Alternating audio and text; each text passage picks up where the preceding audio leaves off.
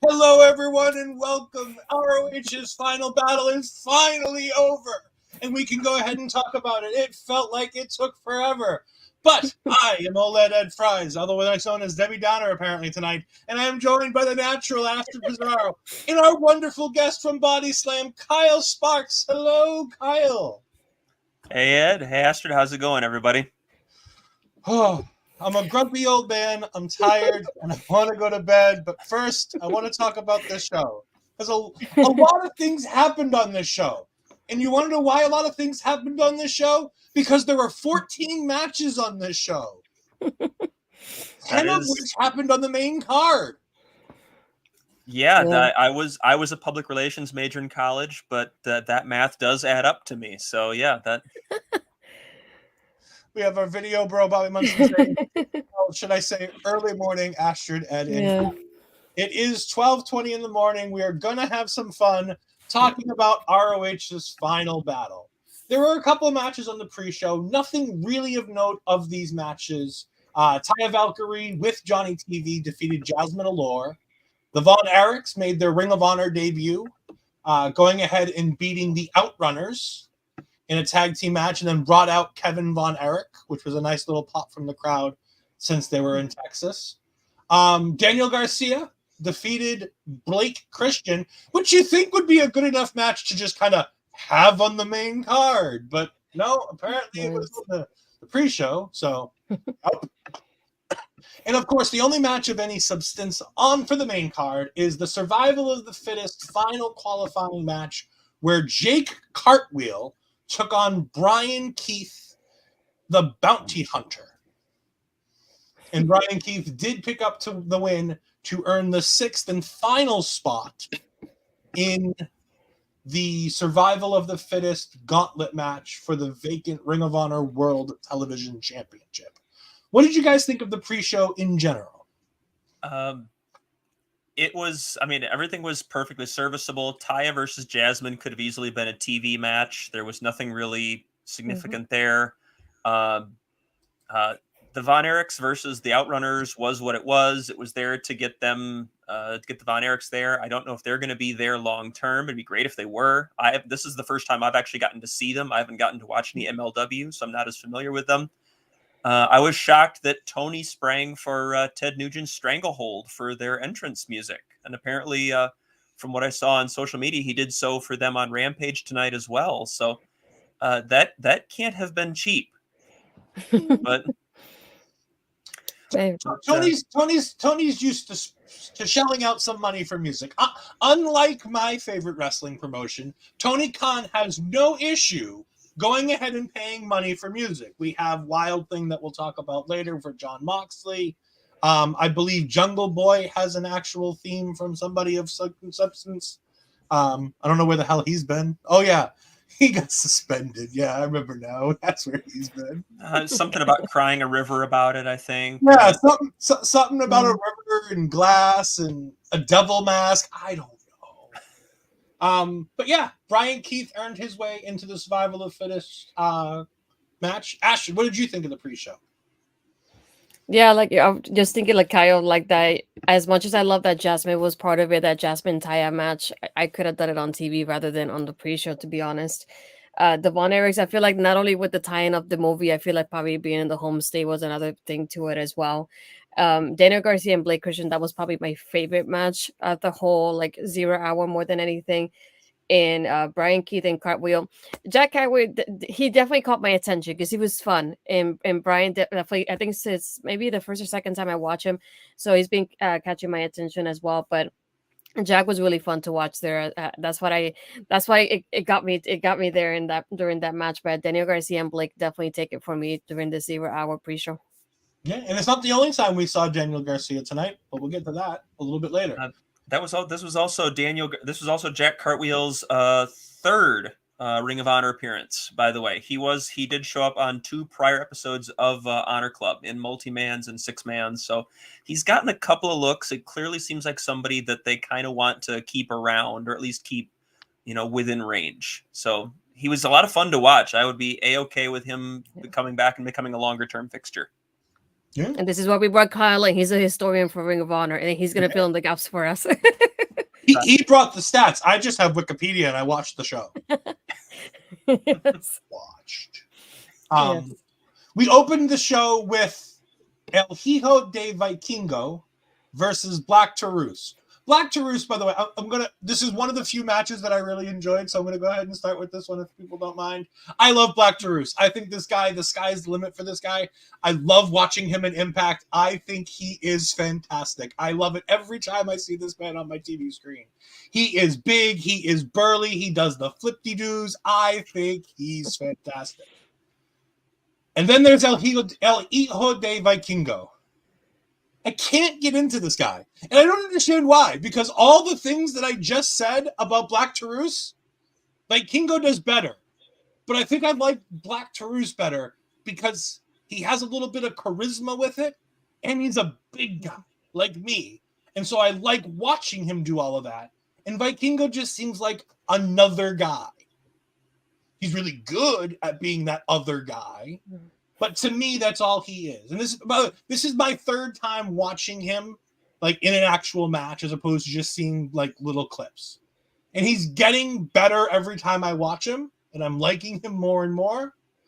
But like Bobby says, if this match didn't have Black Taurus, it would not have been as high on my card as it was. I love this man. I love Black Taurus. Unfortunately, he did not win the Mega Championship from El Hijo de Vikingo. Kyle, what'd you think? Well, first of all, it is utterly disgusting that Vikingo flies and moves as well as he does. He is 26 years old. It is frankly unbelievable that he is as good as he is. And I try to take notes on matches when I watch, especially when I'm doing post shows and things like this, spots and things that stick out to me. But this would have been one of those situations where the entire match was just a series of words in all caps and exclamation points. And this was just, there was just so much wild stuff here, from Taurus's power to the top rope military press. that was amazing and simultaneously terrifying. Because I've seen moves go horribly wrong from there. I remember being second row for ROH in Detroit in probably 2005 or 2000. No, it might have been later. It was 6 or 7, I think, even. When Jimmy Jacobs and BJ Whitmer took a fall from the top rope, that spot, that super famous spot, I was there for that show. That was terrifying. I thought one or both of them was dead. And, most of Ring of Honor did for a couple seconds there too. Yeah, it was rough, but this was fantastic, and there were several points that they had me believing that Taurus was going to walk with the title, and then I had to catch myself and go, "There's no way AAA would let them change the title.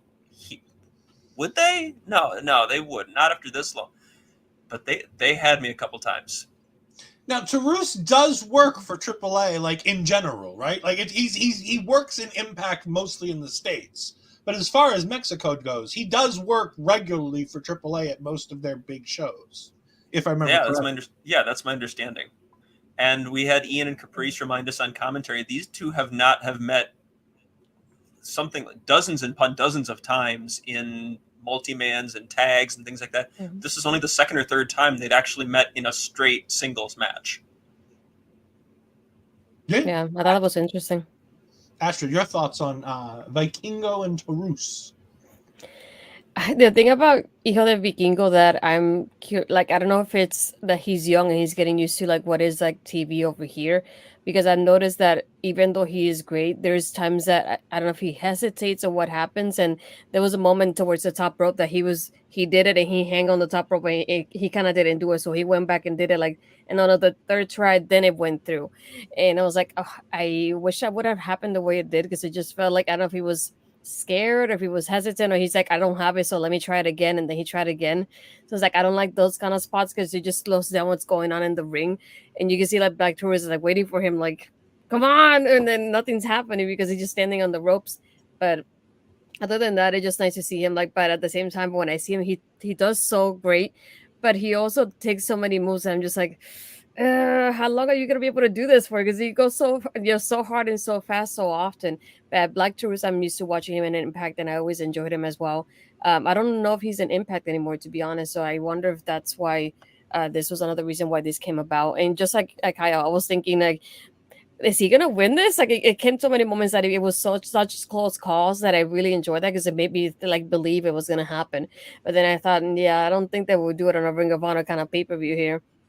But either way, they had chemistry. It was really well done, and just like I love watching my High Flyers, and I feel like it was a great way to open the show in itself. Yeah, the energy level that it gives, that something like this gives the crowd, that kind of high flying, mm-hmm. The crowd gets fired up, gets into it. I felt like this. I will say I felt like this might have gone a little long. I had this clocked at almost 16:30.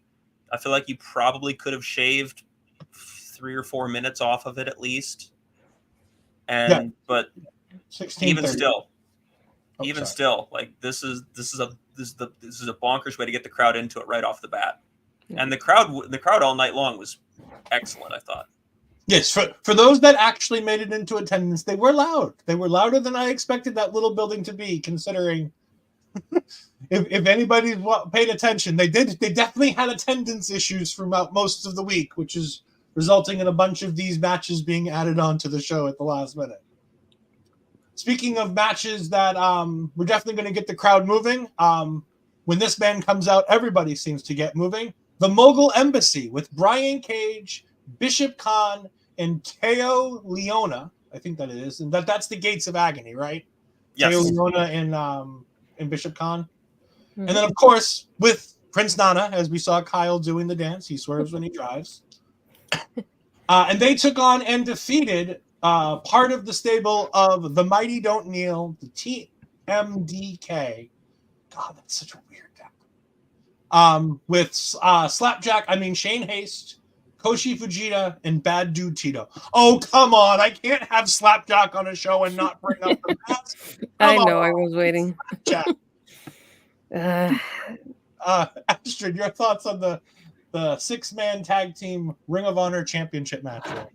let's not bring out the word retribution around them. You don't know how he's gonna react and put a Dijak, please. We don't want any PTSD for any of the performers. Thank you very much. But no, this was another fun match as well for me. The only thing was that I originally had is it Mikey Nichols for the match? So I was surprised when the bad dude Tito came out instead. But that's how I had it based on the card that they had on the website before. But even there was a part of it, like we had Con and Tito with like chopping each other, that back and forth that they had. That was really like, holy crap. And there was a moment too that they had a Fujita like corner too, and I was like, holy crap!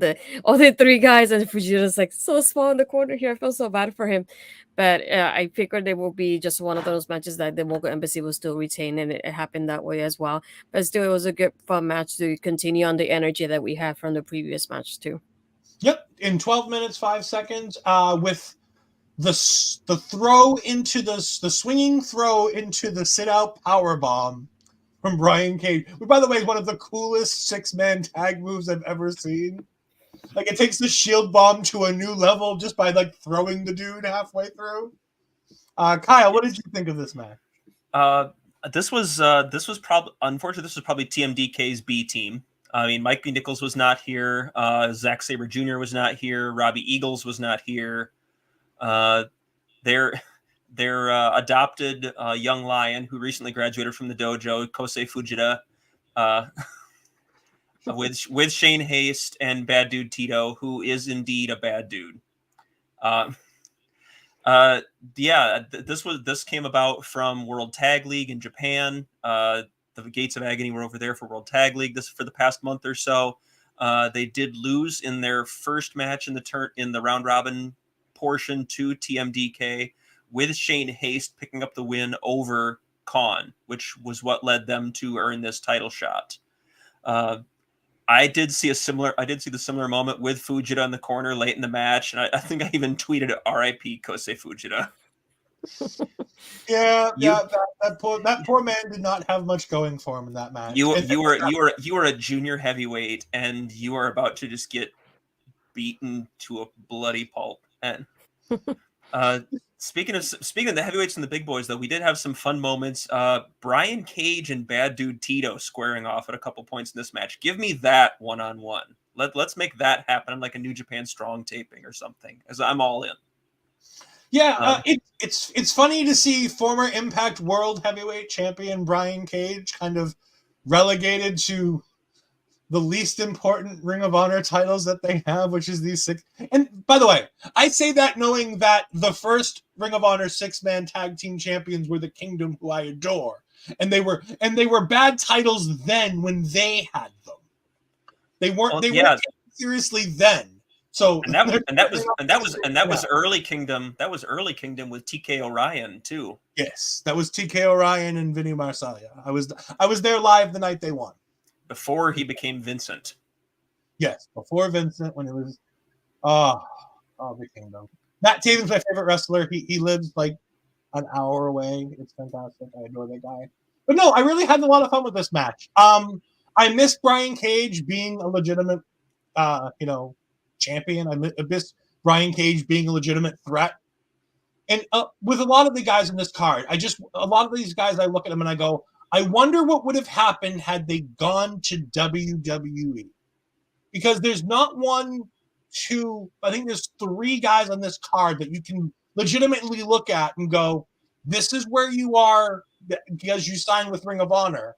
How would things have been differently if you took the developmental deal with NXT?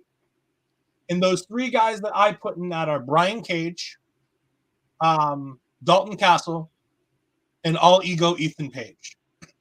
I think it's an interesting way to look to see how those guys would be different now if they had gone to NXT.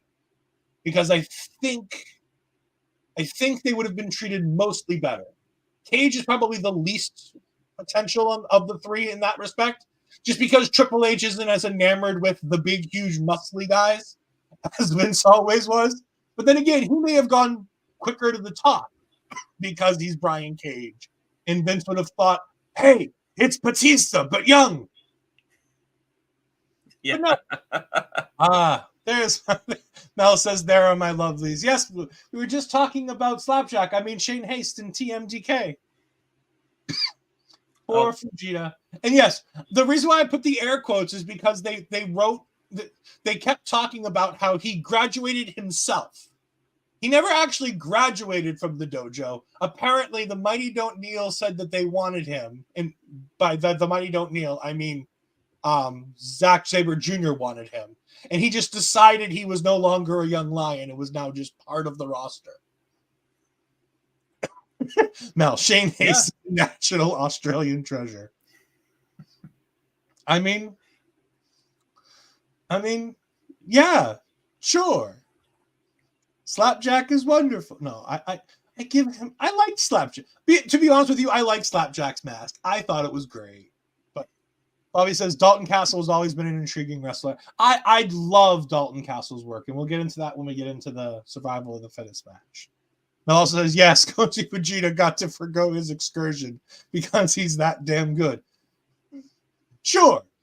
There's that, and Zack Sabre Jr. wanted somebody to get beat up a lot in the group and picked him and said, you come with me. Sometimes good things can happen on your excursion, and sometimes bad things can happen on your excursion. Just ask Okada. I was going to say, the people that you can ask about excursion and go, did this do better things for you or worse things than you? There is Roppongi 3K, which were known as in Ring of Honor the Tempora Boys, because yes, not only does WWE do terrible stereotypes, so does Ring of Honor. They definitely did. That was a cringeworthy name, to say the least. We also had Jay White being just babyface Jay White, which was always a bad decision. Well, yeah. Going to ROH is always an interesting choice for something like that, because you get guys that go to Rev Pro or someplace like that, and you get a little bit more of a gimmick, a little bit more of a personality. And outside of some circumstances, ROH for the most part has never shined in that way. That's certainly not what I fell in love with the promotion about. But and also, it's now super jarring to look back on those old Jay White matches, because he just the beard, it's a part of him now. You can't. The switchblade. Wrong. I as people here will know, Kyle may not know, but as many of the people here know, Jay White is one of my least favorite wrestlers. I think he's a bland version of Will Ospreay. However, I do. I find nothing entertaining about the things that Jay White does. I think he does great in-ring work, but everything else besides the in-ring work is a bit shit. I don't feel he has any charisma. I don't feel gravitated to the television screen when I watch him. I'm getting toys thrown at me. But I will agree that the switchblade, not the knife blade. I was going to say something that Tom Collihu calls them, and I'll refrain from that here. But no, the switchblade character is far more appealing for him than the white meat babyface character that he was in Ring of Honor when I remember seeing him for his first times. You love him, please. I don't. I really don't. It's part gimmick, part truth. I really think Jay White is overrated. Well, and he wound up in the tournament to crown the initial 6-man champions. As part, I want to say he replaced Leo Rush by the end of it, if I recall, or was replaced by Leo Rush. I forget which way that went. Either way, it didn't work out for either of them. No, not particularly. I mean, he went back to Japan and did pretty much everything there was to do in New Japan Pro Wrestling. So, and in the end, he seemed to do okay. But, yeah. He gets to lead the Bullet Club for a little while. That's always an impressive thing to do. Well, David Finlay's doing that now, so I'm not sure that might be dragging the average down a bit. But and I said no, I can't say that. I actually like War Dogs, but that's I watched a video from Wrestle Talk where they had people from the Bullet Club went on there, and I had to scratch my head to try to figure out who the hell they were until they put the little names underneath them, and I went, "These guys are in Bullet Club?" And by the way, I love Gabriel Kidd. The other guys, I had no clue who they were. Like one guy's wearing a cowboy hat, and I was like, excuse who? So Clark Connors. Yes, that would be. It was indeed Clark Connors. And by the way, he grew on me by the end of the video. Like he was entertaining by the end of the video, and I liked him. But he and Drilla Maloney were fantastic in Super Junior Tag League. But I'm like, these guys are Bullet Club. Like Bullet Club used to be like the best faction in New Japan, and now it's like House of Torture and the. No, I don't hate cowboy hats. It seemed weird to be doing a show in England and wearing your cowboy hat and your glasses to do a trivia show. Which, by the way, if you want to do trivia shows, check out the Video Bros and Bobby Munson the third or fourth Thursday of every month. Oh, they Mike throwing shots over here. So if I watched more often, this is true, I would know all about them. I would. Oh, we have the War Dogs are arguably the best faction currently in New Japan. That's scary. Shots were indeed fired, and giddy up, Ed. Okay, now that we're done picking on Ed, does anybody have anything else about the 6-man tag titles? I'm not sure why they're back. I'm not sure why they went back on Mogul Embassy in the first place, because it felt like they were priming Gates of Agony for a run at the tag titles. But I forgot the tag titles don't exist in Ring of Honor right now. I mean, they do. They're just on MJF, and for an unknown reason, so that means they don't exist. MJF. Same thing. I'm going to resist. They could not put those goddamn things on the Kingdom for some unknown reason. There's no reason why they didn't put them on the Kingdom. Or the Righteous, when you had a golden opportunity to do so. Yep. That was for the G. All right. Well, thankfully, we don't have to talk much more about Jay White the rest of this show, because thankfully he wasn't here. However, we do get to talk about Ethan Page, all ego Ethan Page, and Tony Nese in their 20-minute I Quit match. Kyle, what were your thoughts on the I Quit match here? I was excited for this going in. I felt like they were going to pull out something that was going to be a lot of fun. And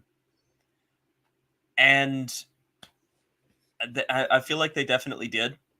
This, to me, felt more like classic ROH in the sense that it was taking two guys who were sort of underexposed or underappreciated and giving them a platform to tell a story. The stories don't all have to be Shakespeare, but to tell a story and to have some good in-ring action. And I thought this delivered. To me, it was the right kind of overbooking. Because there are situations where it's terrible, it's no fun, it actively destroys the match. This was not one of those. This was the right kind of overbooked that kept the crowd into it, had you following the twists and turns, and the right man won in the end. Yeah, I will agree. The one word I would use to describe this again as you did, overbooked. Overbooked in a pretty good way. I wouldn't say it's the right kind of. It was a positive overbooking as opposed to a negative overbooking. Lots of things happened in this match, and not things that were part of the match happened in this match. Mark Sterling, who had agreed to be handcuffed to the ring post, tried to not get handcuffed to the ring post, which made them bring out Texas legend Mark Henry to make sure he got attached he got handcuffed to the ring post. But then midway through the match, Tony Nese kind of mostly politely asked Bobby Cruz. He didn't abuse him like you thought he would need to get the key from Bobby Cruz. Mm-hmm. Like it was mostly just like rough asking for, and he got the key he needed to let Mark Sterling out. Which I'm like, oh, okay, Mark's out. This is all right. And then Mark gets on the microphone and they threaten to take a 45-pound weight that apparently helps keep the ring from moving. To which I'm saying, well, then why isn't it back under the ring to keep the ring from moving? Because that seems like an important job. And why do you trust that to a weight as opposed to something more steady? But beyond that, They threatened to like squash Ego's face with it in front of his like 3-year-old child, or videotape it and send it to their child for therapy. And I'm like, yeah, it was. That seems a bit unnecessary. And it took all of this, like to the point where they're about to use the weight for Scorpio Sky to finally come out. And I'm like, Scorpio, why did you wait so long? Like, if you were that worried about your friend, like they were like, oh, Scorpio's his friend. I'm like, well, if he was really his friend, wouldn't he have been out there 5 minutes ago when Mark Sterling got uncuffed? Oh. But no, Well, at least he didn't stop and pose and dance on the ramp. Well, no, only Jeff Hardy gets to do that. It's a special thing for only Jeff Hardy. But he did. He ran right out. He made sure to. Scorpio had to wait for them to find his music. By the way, Scorpio Sky, another guy that I think could have done great things in NXT had he ever gotten the opportunity. Like, the retirement of Chris Daniels and the breakdown of SCU hurt nobody more than Scorpio Sky. Because this guy was one of the best things in the 6-man division, but he was paired with 2 guys who are way too old for him. And the whole thing just fell apart, and they were like, well, you can win a ladder match and then do nothing.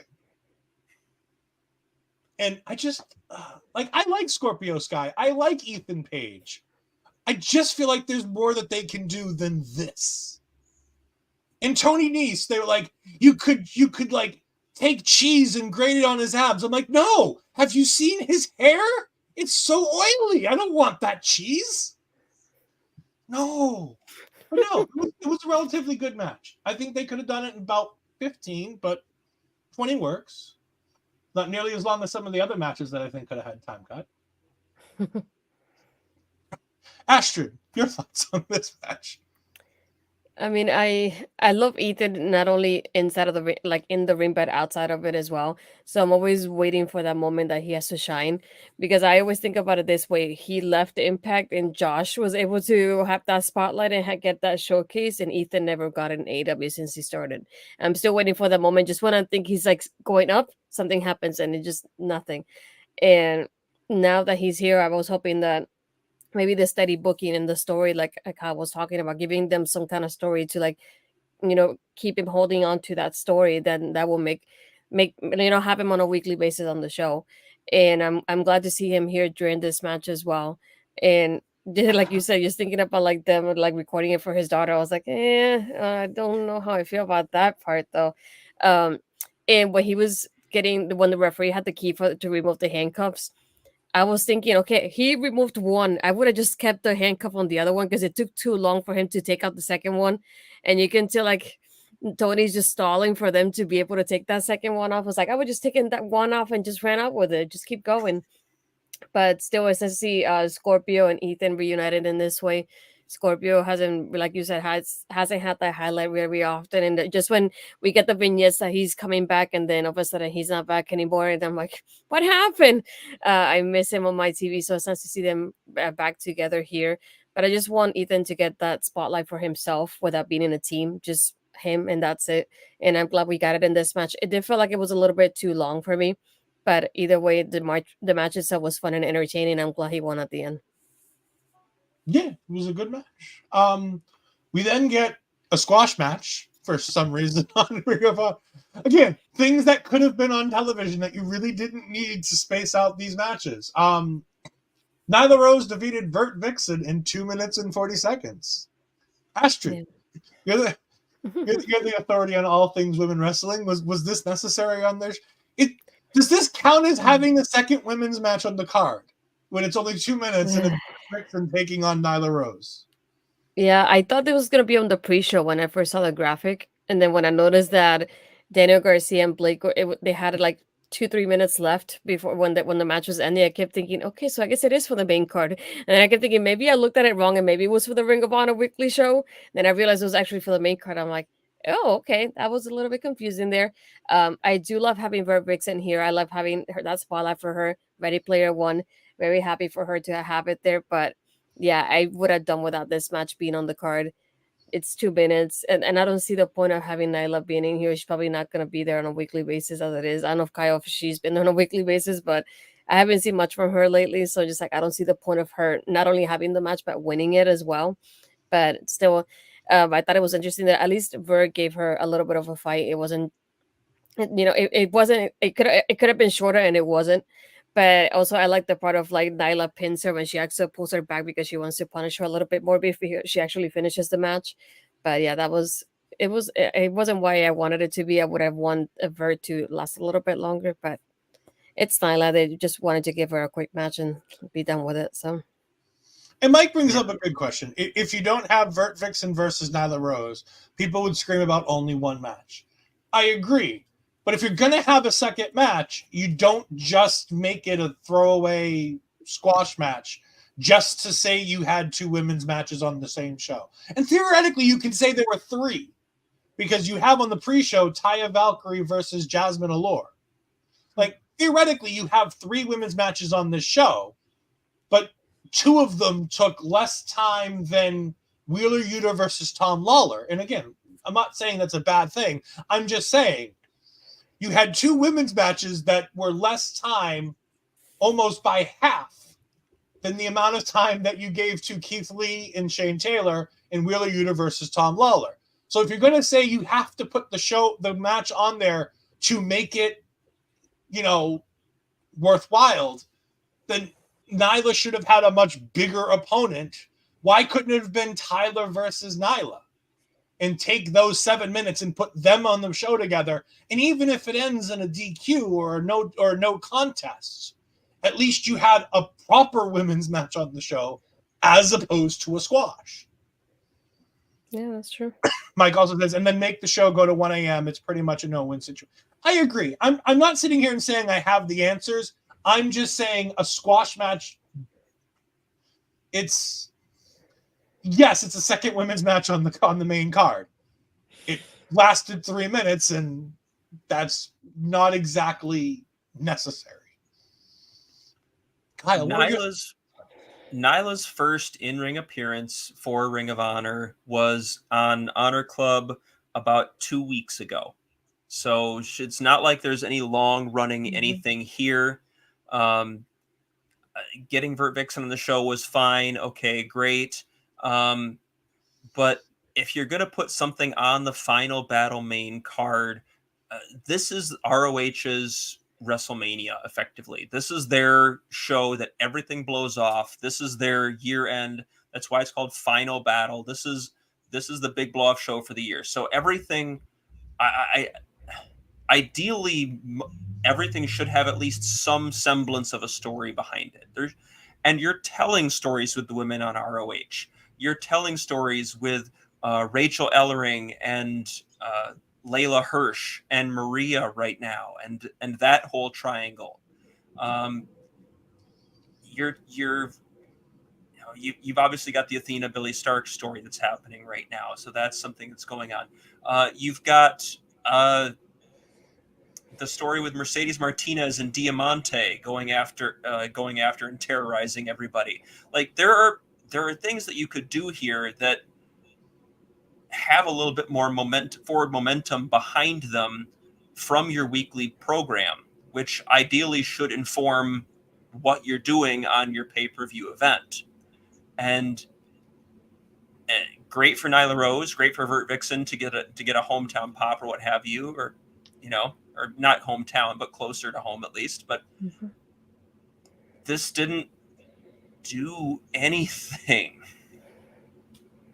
It doesn't make Vert Vixen any bigger. It doesn't. The only thing it really does is kind of suggest that Nyla Rose is the next in line for the Ring of Honor Women's World Championship, I guess.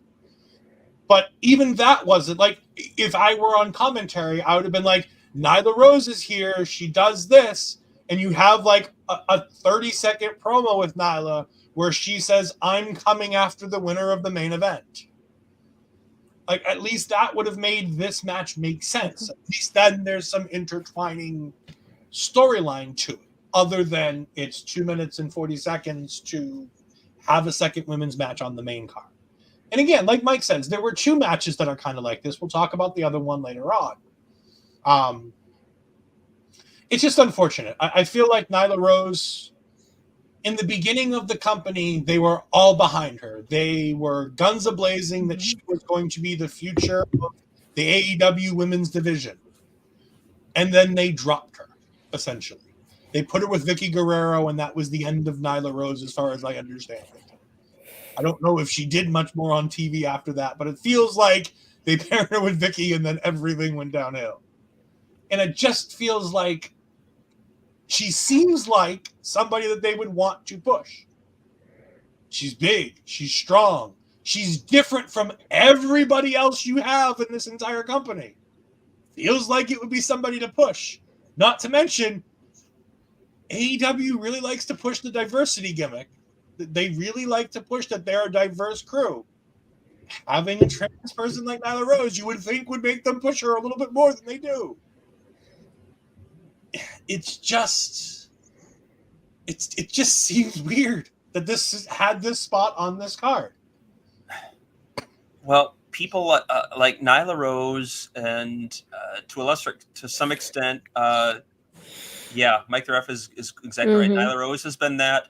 Lance Archer has been that, where they fall in that role that Kane fell into for a long time in WWE, where they're the monster. You heat them up for a couple of weeks before a one-off title shot. The champion beats them, and then they get shuffled away again. And lather, rinse, and repeat. And every 6 months or so, you heat them up for a couple of weeks, and then we do this all over again. Speaking of somebody that we're not going to have to lather, rinse, and repeat, although maybe he should take a shower because he had a lot of red paint on, Kyle Fletcher wins Survival of the Fittest, as Kyle Fletcher defeated Dalton Castle, Komander, Lee Johnson, Lee Moriarty, and the man who earned his way in on the pre-show, the bounty hunter, Bryan Keith, in the gauntlet match, Survival of the Fittest, for the vacant Ring of Honor World Television Championship. Before we get into that, Mike the Ref says Nyla or Anna Jay, depending on if they're a face or a heel. That's true. Yeah. I like this. The Ring of Honor World TV Championship has always been one of my favorite titles in Ring of Honor, like ever. It's always felt like it's that special title, especially towards the end of Ring of Honor when you had some of those champions like Lethal and Cody with those lengthy reigns. That TV title always seemed to be this important thing.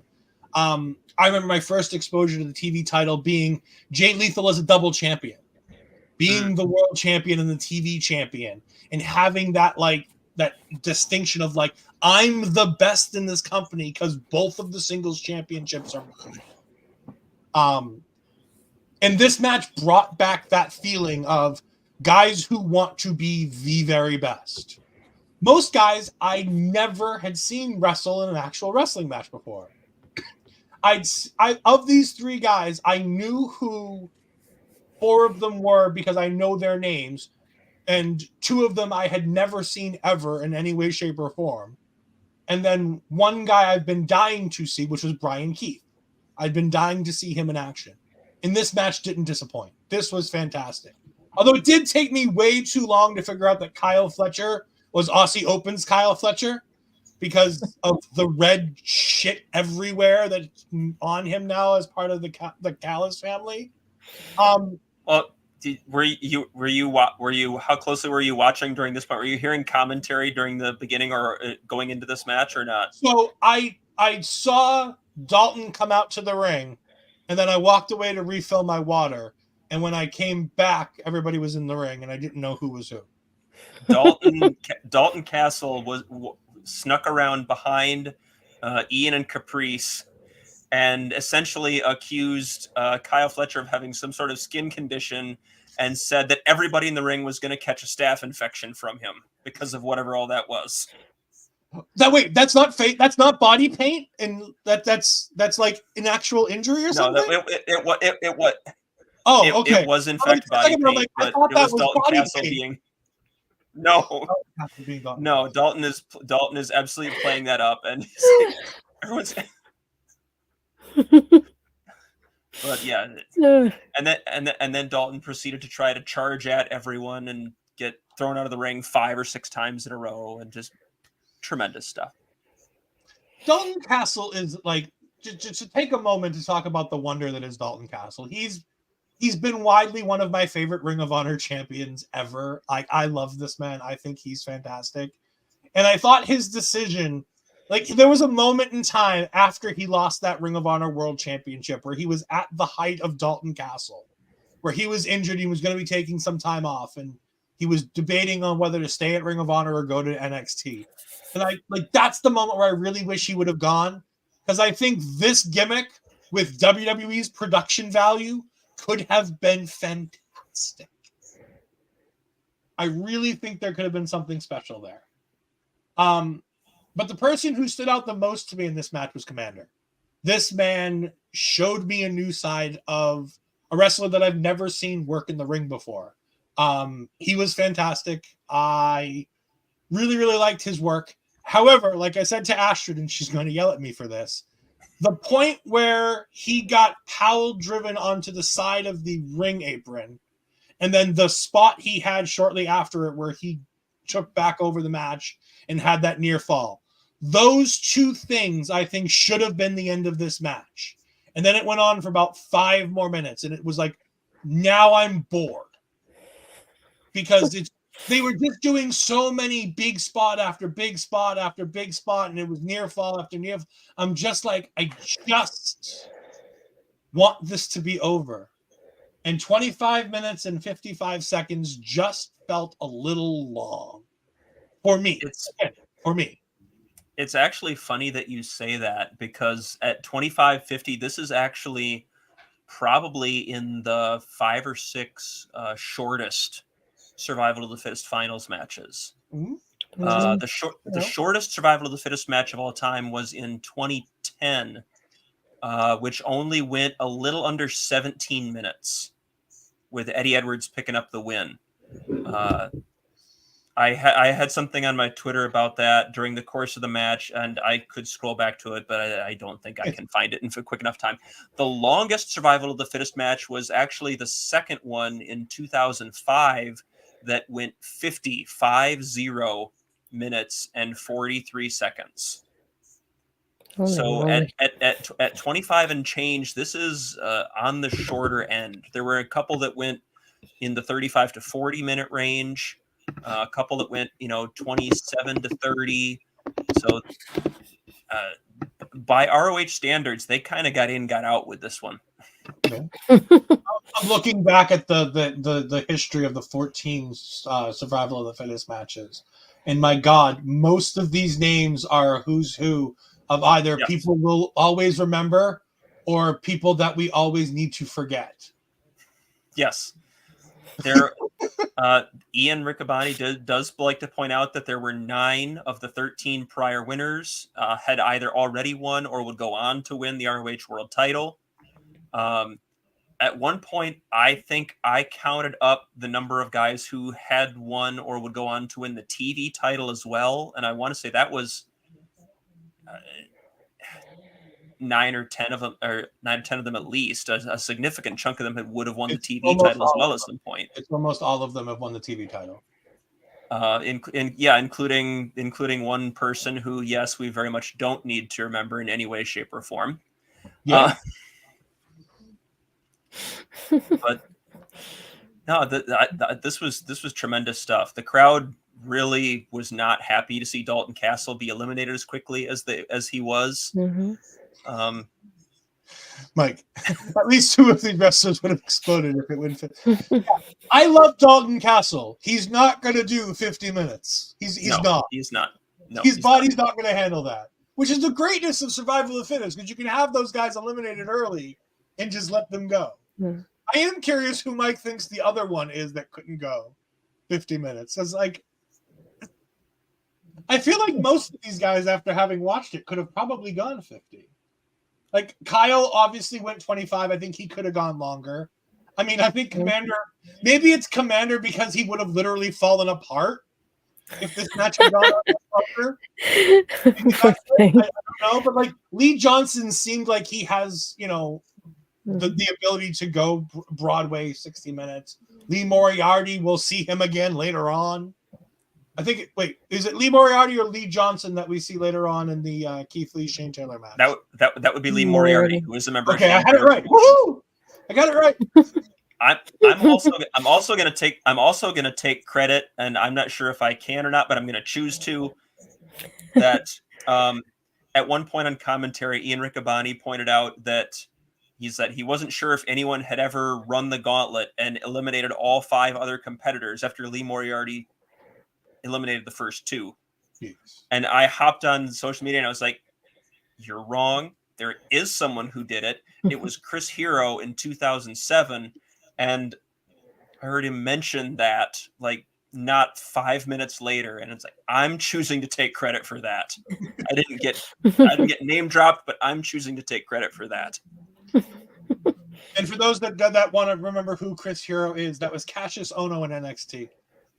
Like the people who have won this type of match, like it's literally a who's who. It's Bryan Danielson, Roderick Strong, Delirious. Now, granted, a lot of people don't remember who Delirious is, but for those that don't, the reason why you love Ring of Honor is Delirious.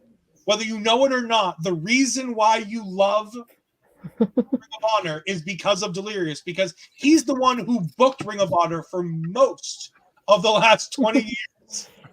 It feels like this man has been booking Ring of Honor for a long time. They can DM me. I'll let them know my bank information. They can start sending paychecks. And that's the reason why we brought Kyle in here, because we knew he had all the facts for us too. The other names that won this match, you mentioned Chris Hero, yes. A guy named Tyler Black. You might have heard of him. I don't know, Seth Rollins. I don't think Tyler Black did anything after he left Ring of Honor. I haven't heard his name in years.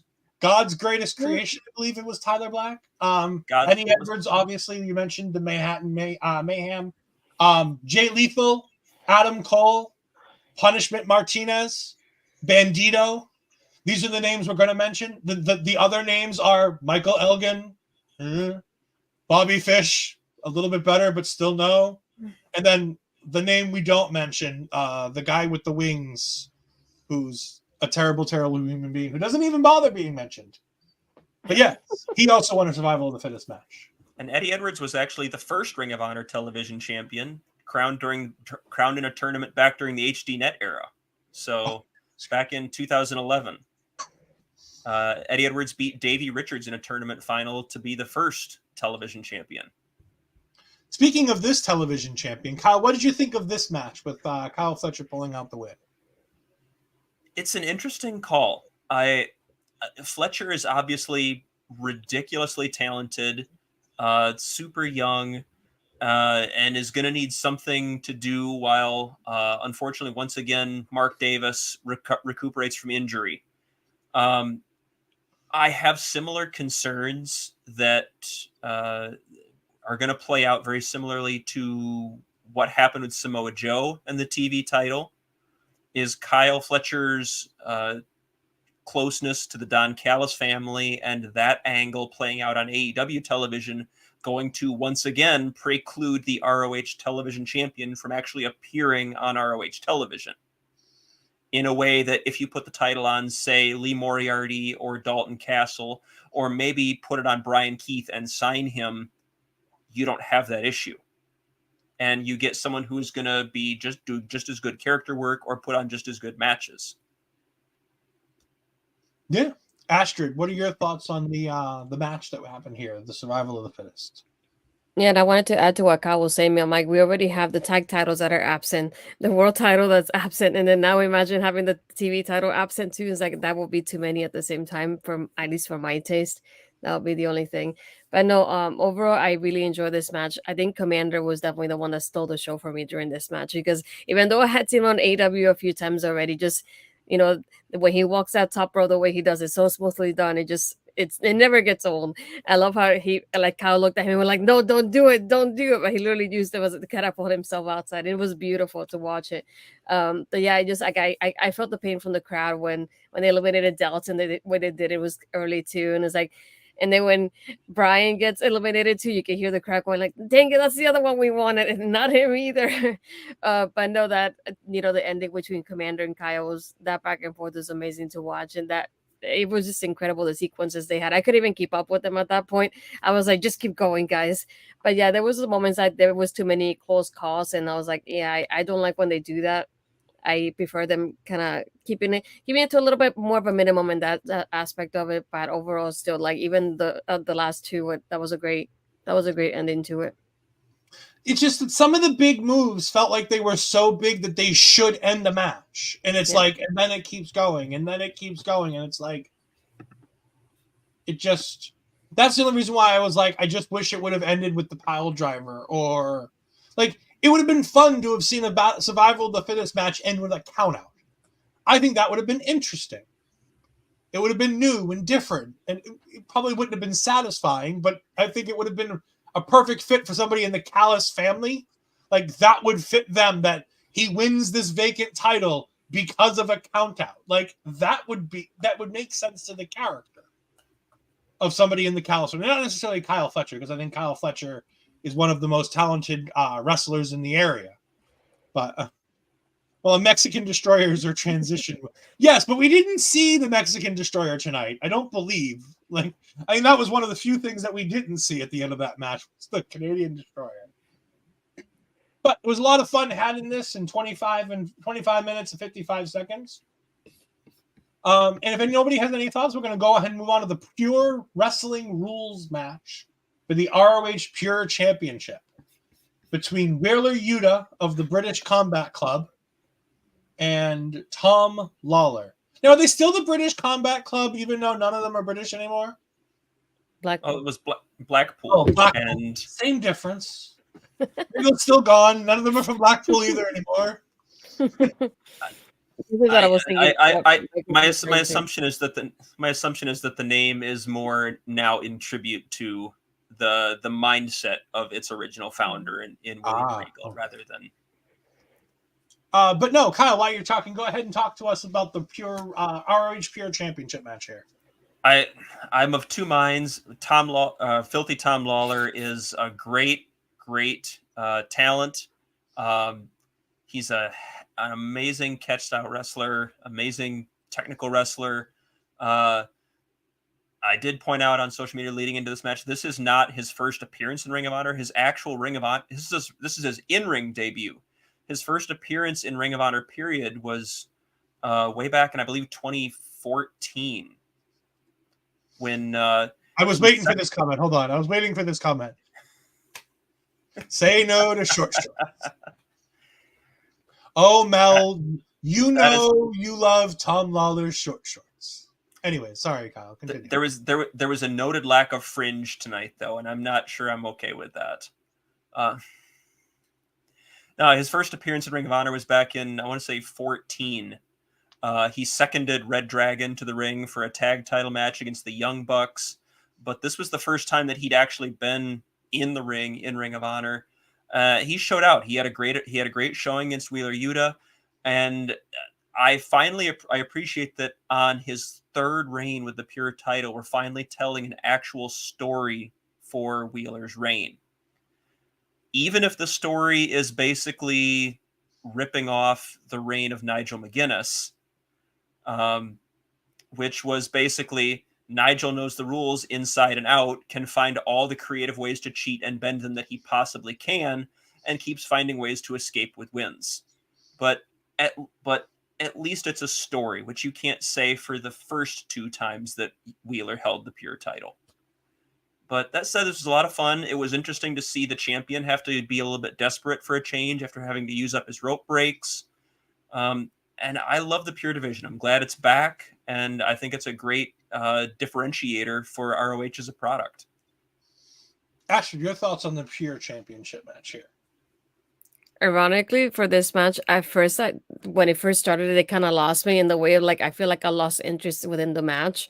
And like towards like the second half of it, when you start seeing Wheeler getting more and more desperate about keeping the championship, is when it caught more of my interest in here. And having so many moments of like, does he go for the rope? Does he not go for the ropes? He has used one. He has his second one. And seeing how many ways he tries to keep that championship. Even at the end, that pin was super weird. So I didn't think they were going to count it. I thought they were going to do something about that, because it definitely didn't feel like it was completely there for that whole pin. I thought it was a 2 count at first. So it took me a moment for even the timer at the bottom kept going. So I thought, okay, it didn't end then. And it made me doubt myself until I heard the music, and then the timer went off the screen. So I didn't like particularly how the ending happened. As Mike says, you mean the pin where his shoulder was completely off the mat, and Ian Riccaboni makes himself look like the biggest fucking idiot when he goes, the referee was in perfect position. I'm like, if he was in perfect position, how did he miss the goddamn shoulder halfway up the rope? I'm like, forget the fact that his foot touched the rope. Forget the fact that his foot touched the rope. This was worse than Andre and Hogan. Boy, that's bad. No, like that's my biggest thing is that like not only was his foot on the ropes to get that, like I get it, Wheeler gets away with that, but how do you get away with the fact that Wheeler rolled so far that Lawlor was halfway up, and the ref's like, it's good enough, it's a 3. Like, come on, boys. Like, that was bad. It was bad. It absolutely marred the ending of a really fun match. Like, I love this style. I love Wheeler Yuta being the Noam Dar of Ring of Honor. It's fantastic. Like being in a match in a division where you have rules that stop you from cheating and finding ways to cheat the rules while you have people there that are supposed to watch the match. Like, give these people scoring the match more of a role to be able to go ahead and be like, no, you can't do that. But like it's just, this was so good right up until literally the last seconds, and I'm like, ugh. And then Hook comes out, and I'm like, I don't get this. Why is Hook here? And apparently it's a thing for the FTW title and something else that's going on. And I'm like, oh, okay, but why are we having it on Ring of Honor? Yuta's been yapping at Hook for a couple of weeks now, and there was a point where Yuta also was challenging Hook for an FTW rules match. Yeah. So we're continuing that story. I did want to take a second. Yeah, that's very true. I did want to take a second and speak to something that Astrid did say about the idea of whether or not he's going for the ropes, whether he's not, things like that. And that was a great conversation they had on commentary during the course of the match was you're purposefully setting up submissions near the ropes in order to bait them into a rope break. But then Caprice being surprised that Yuta actually pulled him to the center. And as the sports guy in me is I'm very instantly attracted to this idea of the give and take from Yuta's perspective of, okay, at what point am I just trying to bait him out of rope breaks, or at what point am I saying, no, I got to get out of this. I got to get out of here, and got to see if I can beat him if I can, and I love that. And it's one of the things I love most about the Pure division. The other thing I was going to say is while we're talking about Caprice and we're talking about Ian, other than Ian making the unfortunate thing of saying that, the referee was in perfect position. Other than that, Ian and Caprice are one of my favorite commentary teams of all time. Watching them in Ring of Honor, hearing them again tonight, because like I said, I don't watch Ring of Honor on a weekly basis. I don't watch a lot of AEW television, so if they do things there, I don't watch that. But they have such a great... Caprice is such a great heel commentator without being a Bobby Heenan-style heel commentator, which almost every heel commentator tries to be. And I love that Caprice is like this great balance of being calm, cool, collected, but also really wanting the bad guy to win and being able to kind of excuse the bad guy for doing bad guy things, but having great insight. And that moment you're talking about where Caprice goes, he's pushing him to the rope. Oh, wait, he's pulling him to the middle. This is interesting because he specifically says right after that, he thinks he can beat him here. Because they were talking, like you said, about baiting the rope breaks. And that's what makes this division so much better than everything else that they do, is that it has that ability to tell these stories based on the rules of the match. And it's such an interesting way to do things. And when you have these two guys on commentary, it just makes things better. And this match in particular is where these two shined. I think on the entire card here in the main event, I think were the two spots where I think commentary lifted matches and made them better than they were. we have any other lasting thoughts on Wheeler Yuta versus Tom Lawlor? A lot of fun.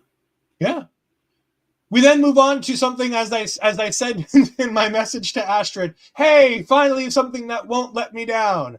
Keith Lee versus Shane Taylor. I love these two guys. I will come out and say this right now.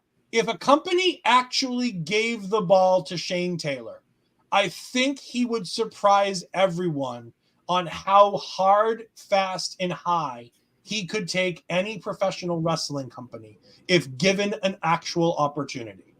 And Ring of Honor has kind of sort of done it for him a few times, but it always feels like they do it half-heartedly. They don't really give him that big push. They did with the TV title for a while, but there just needed to be that little extra. And I think in this match, in 14 minutes and 40 seconds, these guys showed how absolutely fantastic two guys who know each other and know exactly what they want to do in their match that they've been planning for 7 to 10 years goes into doing. And if you in the best part of this match is nothing that involves the match. It actually involves things that happened after the match, where Keith Lee goes ahead to try to shake Shane's hand and bring him back up to give him the respect that he deserves, because while Keith Lee was born and raised in Texas, Shane now lives there. His family's at ringside. And Shane doesn't want to be the bigger man. He doesn't want to give Keith that moment. And he doesn't want Keith to give it to him because he didn't earn it. He didn't win. And he doesn't want to look at his two baby girls sitting over there on the side. And then Keith makes him get up and he pulls him up and he raises his hand and he just rolls out. And Shane gets this moment with his family. And there's 1,000, 1,500 people in this arena, however many it is. But to Shane Taylor at that moment, there were 4 people in that arena. Him, his girls, and his wife.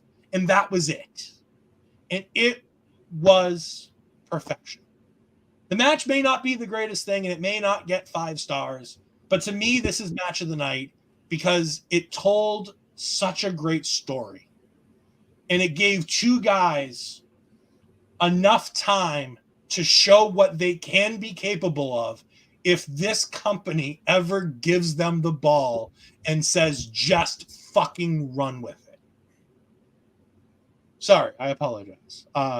Billy Rose pops in and says that match ruled. I don't know which one, if it's this one or the other. Oh, it is this one, because she then says, his oldest daughter getting emotional got me in the feels. I agree. Like it's the Chad Gable thing.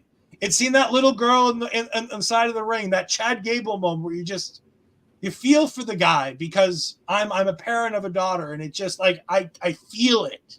It hits me right there. I feel it. Ashley, what did you think about this match? Yeah, even though I enjoyed the match and I liked how great they were together, it was that part of the ending that really stole it for me. Because I keep thinking more about the ending than the match itself at this point, because it was just so nice to Keith Lee grabbing him, giving him that spotlight, where like, this is your place now. Like, take it in. I would have liked to see Shane win, because I would have liked to see like not only that, but him winning and then Keith kind of showcasing him even more, and they have the girls have a different reaction at the end. But still, even that moment, just like it's all I can think about right now instead of thinking about the match in itself, because it got me like in my feels, just thinking, like, imagine wrestling in front of your family, getting that reaction out of them, and just like, and obviously everybody gets to see it on camera. Keith Lee helping out as well, just like so many factors at once. I was like, this is all I can think about now. What was the match? What did I just watch? Because I feel like I forgot everything that happened after that happened. Kyle? I will say that it felt like before the pandemic screwed everything up in 2020, it felt like they were getting ready to give Shane Taylor that level of sustained push. Yeah. Like, to me, it felt like they were just on the doorstep and then everything just collapsed around them. And he's sort of struggled to win back that momentum that he had because of the hiatus, because of the change in ownership, because of the lack of TV, because of myriad factors. But I think you're getting back to seeing why everybody thought that Shane Taylor could be that level guy now. And you're seeing it with this performance against Keith Lee. He had a great performance against Samoa Joe at All Out. He's had great matches with Dalton Castle. Like, this is a guy who can absolutely carry ROH if it weren't for the fact that the world title is about to evaporate. And I'm not going to go on that tangent right now because I'll go for half an hour. We'll get there. We got that match coming up in a couple minutes. But, oh my gosh. No, this was a lot of fun. I'm not sure that I wouldn't have given Shane Taylor the win because I genuinely don't believe that Keith Lee is long for this iteration of ROH. And it's the old story of, who's the guy who's going to be here next week. It's probably not going to be Keith Lee. And I don't think you lose anything by putting Taylor over instead. But it was a big meat-filled hoss fight. Like that's all anybody wanted this to be, and it lived up to the billing and then some. Kyle, a question for you. Like you watch the shows more often than I do. You see all this stuff. Yeah. Does Tony Khan book this with a what's best for Ring of Honor, or does Tony Khan book this with what's best for AEW as a whole? I get the impression that it tends to be booked for what's best for AEW as a whole, mostly because of the fact that that's why you saw Samoa Joe relinquish the title in the first place with the TV championship, for instance. That's why the tag team championships are still tied around the MJF and Adam Cole saga. That's why you saw the before they were on the MJF and Adam Cole saga. That's why you saw the tag titles defended on AEW television 10-1 more than they were on ROH television. Tony Khan clearly seems to book ROH to benefit AEW at this juncture. And it makes me crazy. And I'm a nobody on the internet, but I'm going to continue to complain about it. I mean, I feel the same way. Like, I watch this show and I feel like it's like the names of the people that win here, like throughout the entire show. Daniel Garcia, Kyle Fletcher, Wheeler Yuta, Keith Lee. We'll get into it in just a minute, but FTR and Mark Briscoe, Eddie Kingston. Like, it's all seemingly guys that are more important. I feel weird saying FTR winning over the Blackpool Combat Club is more of an AEW style thing, but it feels more AEW. Like, having FTR win that match feels like it's going to benefit the AEW side, especially with Kenny Omega announcing today that he's out indefinitely with an injury and getting some work done, and we wish him a speedy recovery so that he can get better whenever he does, because when he's in the ring, he is one of the best in the world, especially when he's not wrestling with Chris Jericho. I would argue that there's an extenuating circumstance in that case, that being that teaming with FTR was Mark Briscoe. Yeah, and in the match to tribute to Jay, there is no way that Mark was not going to win, even if you paired him with Serpentico and Luther, Peter Avalon. I kind of want to see that match now. I want to see Blackpool Combat Club put over Serpentico. That would have been fun. Oh, you could have paired him with literally any two people in the world, and Mark Briscoe's team was winning that match. Speaking of that match, we are there for May the Internet Explode, because apparently this is okay for them. Dem Top Guys with FTR and Mark Briscoe defeating the Blackpool Combat Club in the Jay Briscoe Memorial Fight Without Honor that almost ended because of a countout until Mark Briscoe gave us the greatest line that we're going to be using on Twitter for the next 30 years with, "You must have bumped your damn head," when the match got restarted. And I will say, my only thoughts I'm going to give them now, because I'm not Millie Rose says, Serpentico and Peter. Now that would be a team. I mean, Peter Avalon, Luther, it's about the same, and Luther was a member of that team. Anyways. Exactly. I'm not a deathmatch guy. I love me a good hardcore match. I love me a little bit of blood. You know what the problem is? We had blood during the Ethan Page match. We had blood during this match. We're going to have blood in the main event. There's too much bloody blood in all of these things. That also being said, we had an I Quit match, which should have been your biggest, like, hardcore-y thing. And again, maybe it's just me, but I don't believe a fork needs to be involved in wrestling. I understand homicide. I get it. I understand the reference. It makes a lot of sense. I don't like it. It's not for me. I didn't see the ending of this to a point where I literally had to come to the Wikipedia to tell somebody who was asking about the match who won the match, because I went to take my contacts out as soon as the label lock with the barbed wire got put in.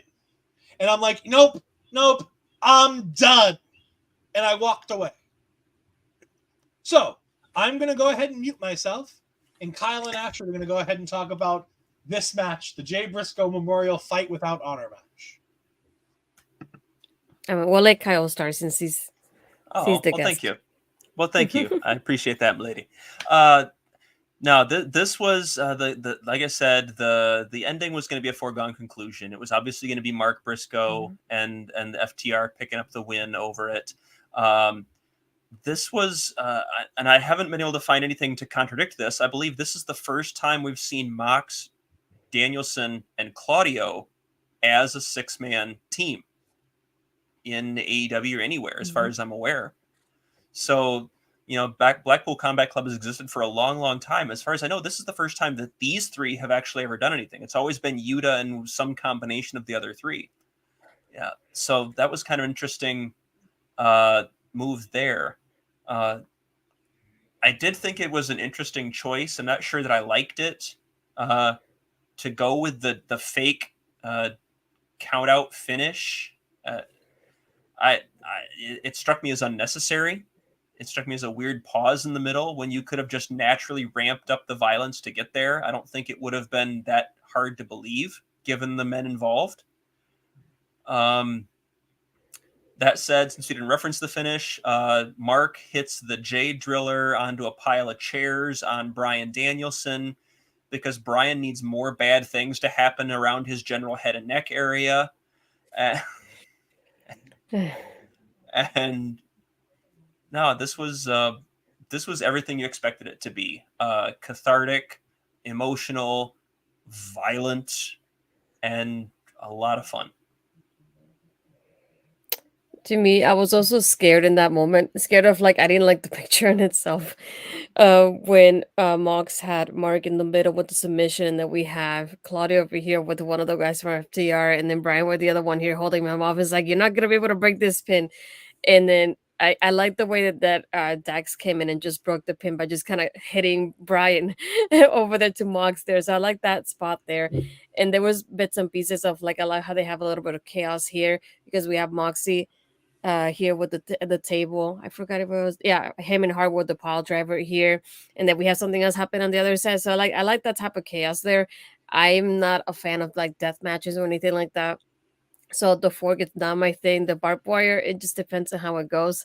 But I did like that spot of, like, having, you know, Mark being the person to be in that submission there for the little lock, and then Moxie holding him off too. It's like, if we're gonna get this win, we're gonna get it from you of all people. And they were like, he was really like the target of them.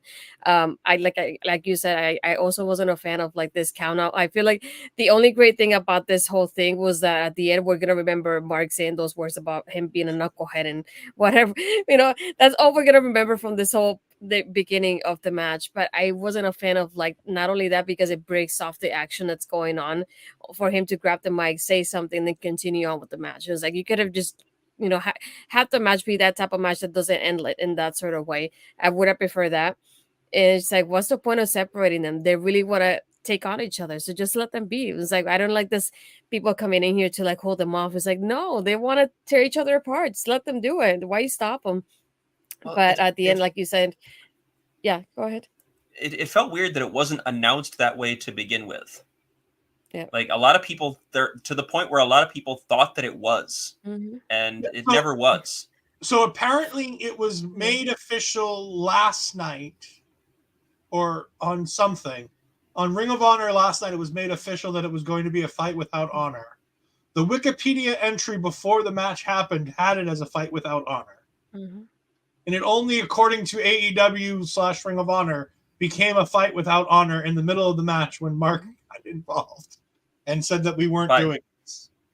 By calling out Paul Turner, who he has probably known for the better part of 20 years. Yeah. And because Paul Turner goes back in Ring of Honor into the early 2000s. He's been there for a long time. You know who I felt like was missing, and maybe I just missed seeing him? The other referee, the ROH referee. I can't think of his name off the top of my head now, but Kyle knows who I'm talking about. The ROH referee. Todd Sinclair? That's the one. That's the one. I don't know what Todd is doing these days, honestly. I haven't seen him around in anything. I haven't seen him since the original ROH went under. I hope he's doing well. Yeah. I do too. I can confirm I went on to Cage Match and looked at every tag team match that the Blackpool Combat Club has had. There has never been a time where the three of these have teamed as solo as a 6-man unit. It was only the only time the three of them were ever in the same match at the same time was it was a 4 or 5 person unit. Yeah, like Stadium Stampede or the what was it? Their version of War Games. I forget what it's Blood called. and Guts. Blood and Guts. Yeah. But yeah, Wheeler Yuta is always the extra man in all of these matches, and it rotates whoever's in it. Like it's either Danielson and Claudio and Wheeler, or it's Claudio and Moxley and Yuta, but it's always somebody in Yuta. Because ironically, the other three are always challenging for a world championship. So they don't have time to be in these tag team matches most of the time. We then move on to the other. I mean, it was a proving ground match, but let's be honest, it was a squash match between Eddie Kingston and the jabroni in the green shorts. I'm wildly told it is Anthony Henry of the Workhorsemen. Yes. As I told Astrid, it's the jabroni in the green shorts. I mean, it was fine. I liked Anthony. I thought he did a lot of fun stuff in this. But it's Eddie Kingston. He's not losing a proving grounds match right before he loses this championship that he's about to make into a 3. The dumbest thing I've ever heard of. They're making 3 championships from 3 different companies into 1 championship. By the way, what's the 3rd title? I know there's the ROH World Championship, and I know that there's the New Japan Strong Championship.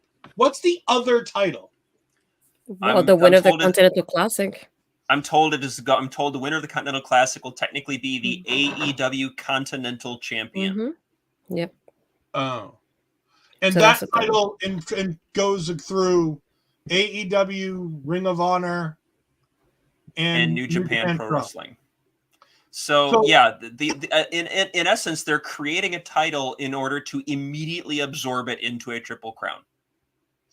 And on top of that, they're taking the most prestigious championship you can get in Ring of Honor and making it an AEW title. Okay, yeah, that makes sense. So does that mean the World Championship in Ring of Honor is now the World Television Championship? Because the World Championship now no longer technically exists? I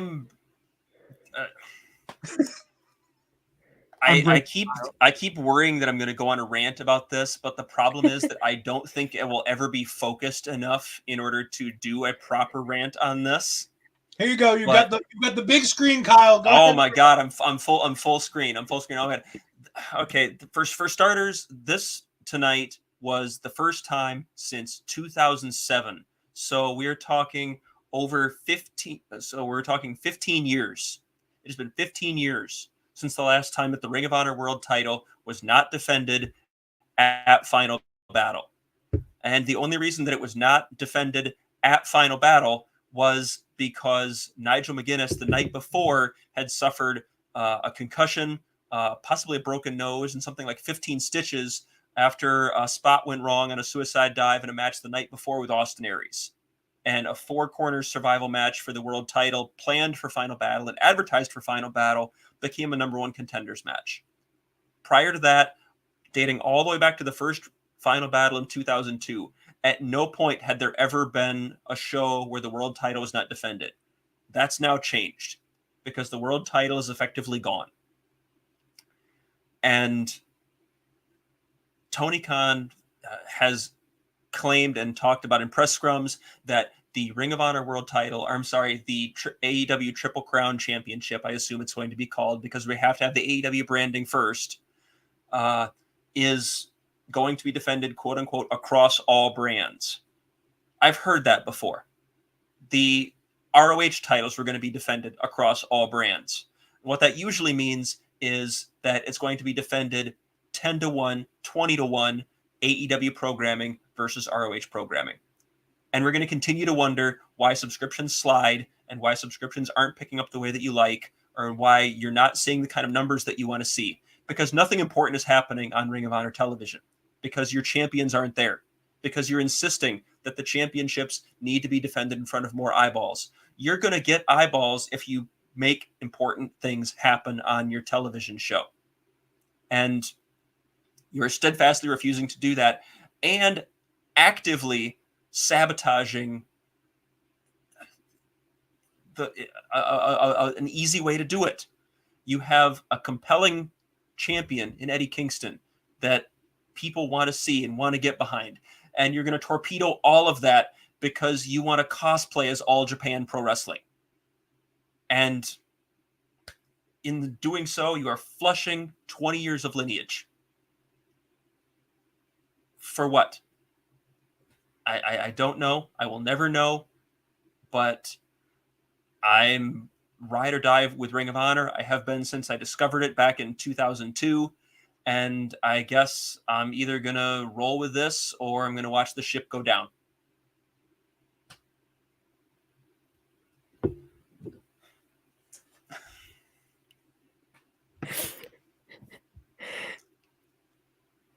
You're still muted. I'm still muted. I apologize. I'm normally the one who does the rants, but it's nice to see somebody else do them for a change. I couldn't have said it any better myself. I think it's hysterical that hysterical in the worst way that there will not be a premier championship in Ring of Honor that has the Ring of Honor lineage because of the fact that AEW has decided to strap its name to the Ring of Honor. It's a sad day when you wish that Tony Khan, the man who grew up watching Ring of Honor and claims he was a fan of Ring of Honor, hadn't bought the company, and Vincent Kennedy McMahon had. Because at least with Vince, he would have gotten rid of it all in the beginning and just bought the tape library. And at least he wouldn't be prolonging the death of Ring of Honor. There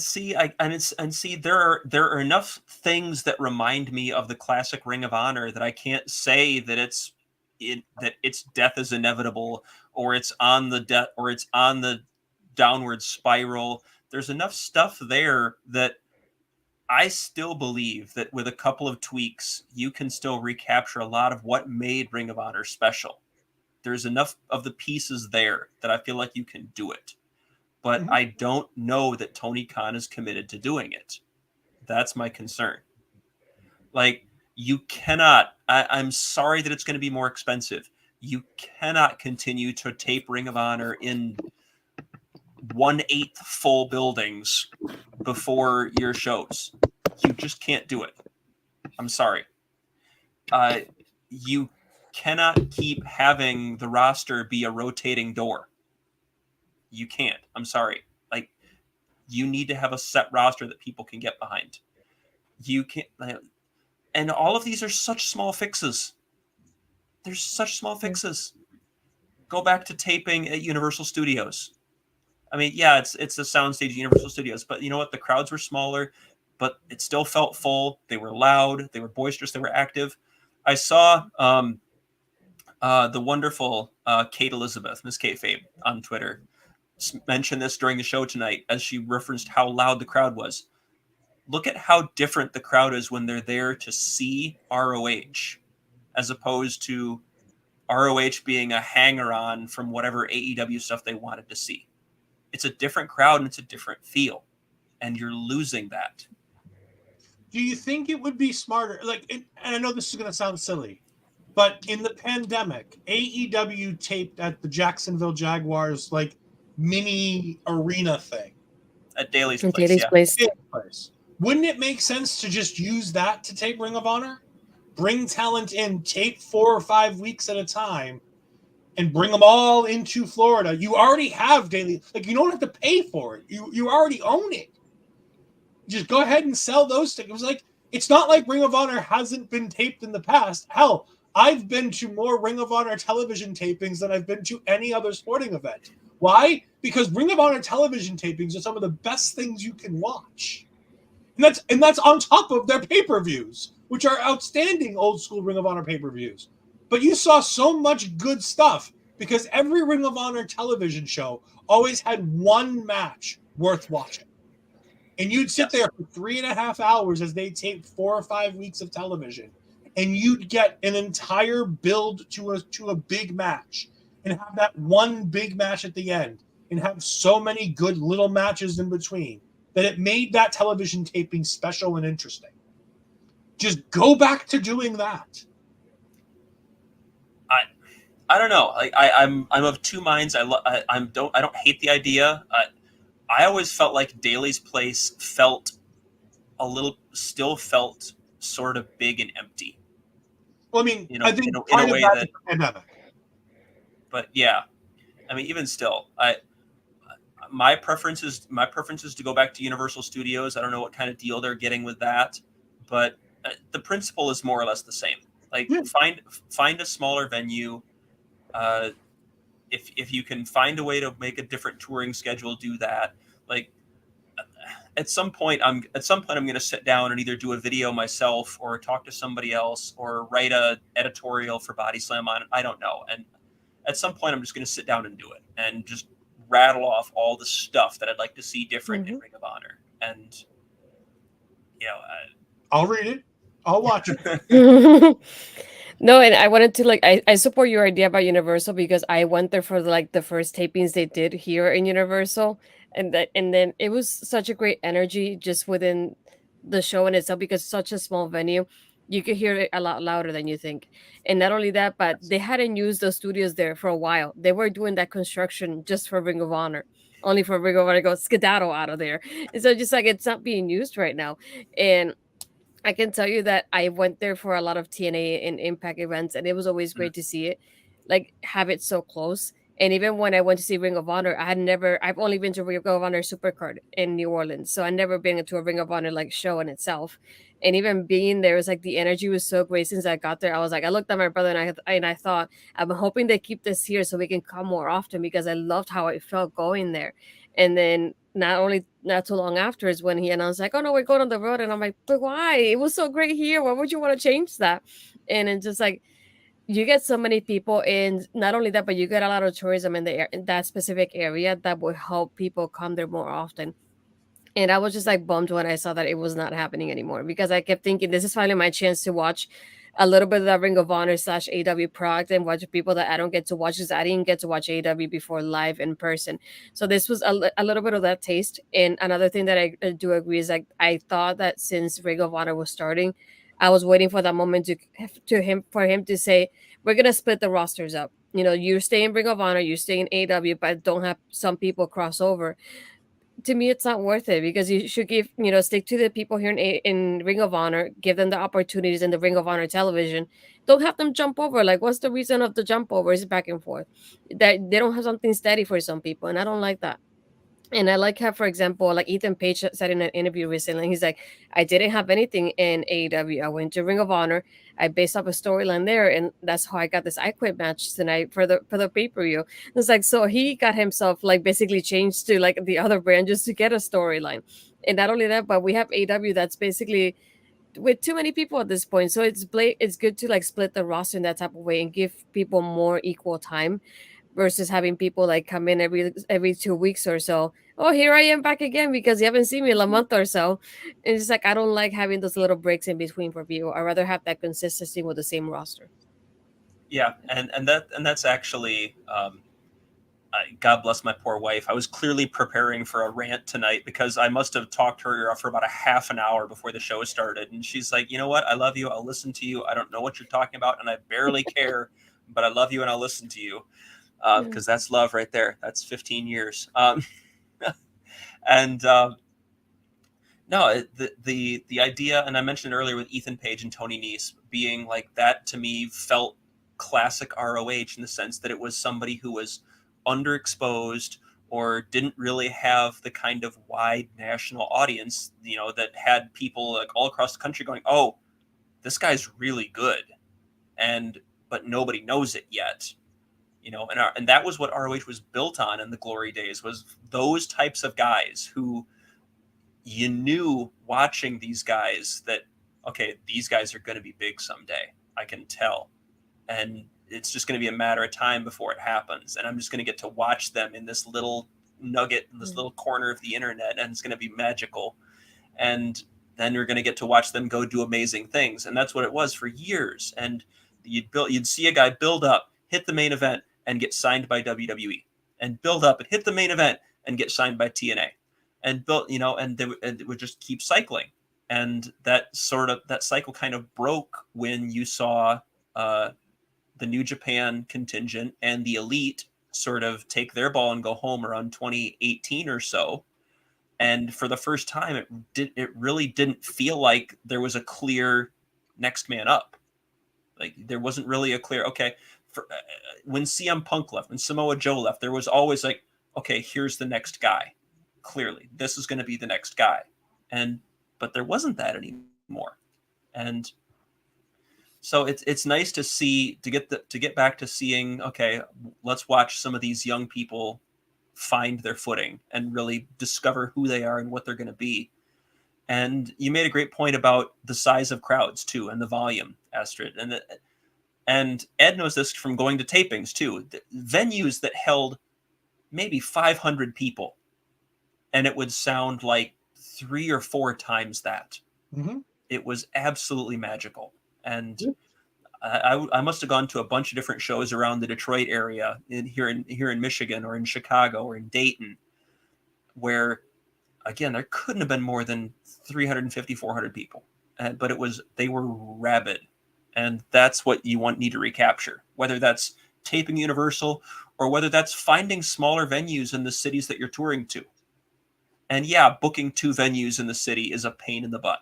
100%. I get that that's probably a logistical nightmare, but you have to do something. I mean, I was going to say Lowell Memorial Auditorium was the Ring of Honor home in Massachusetts.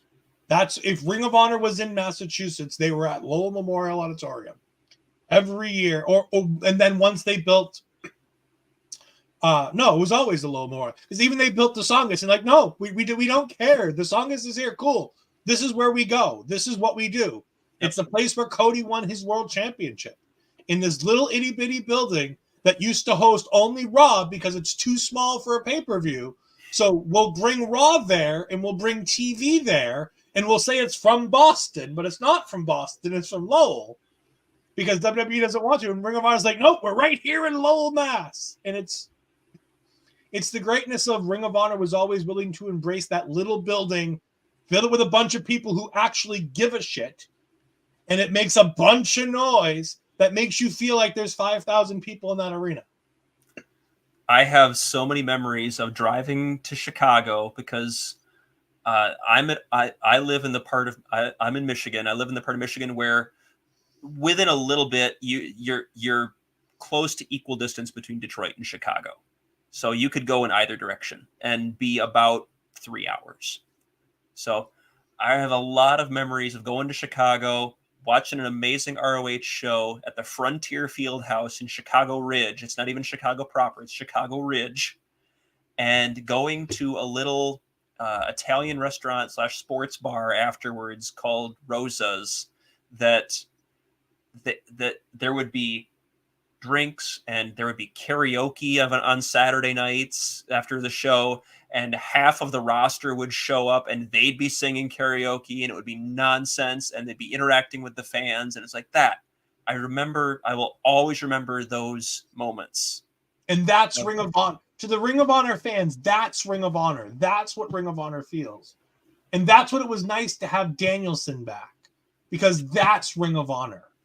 And no offense to Eddie Kingston. I love Eddie Kingston. I said it to Astrid. I think he's got one of the best theme songs in all of wrestling.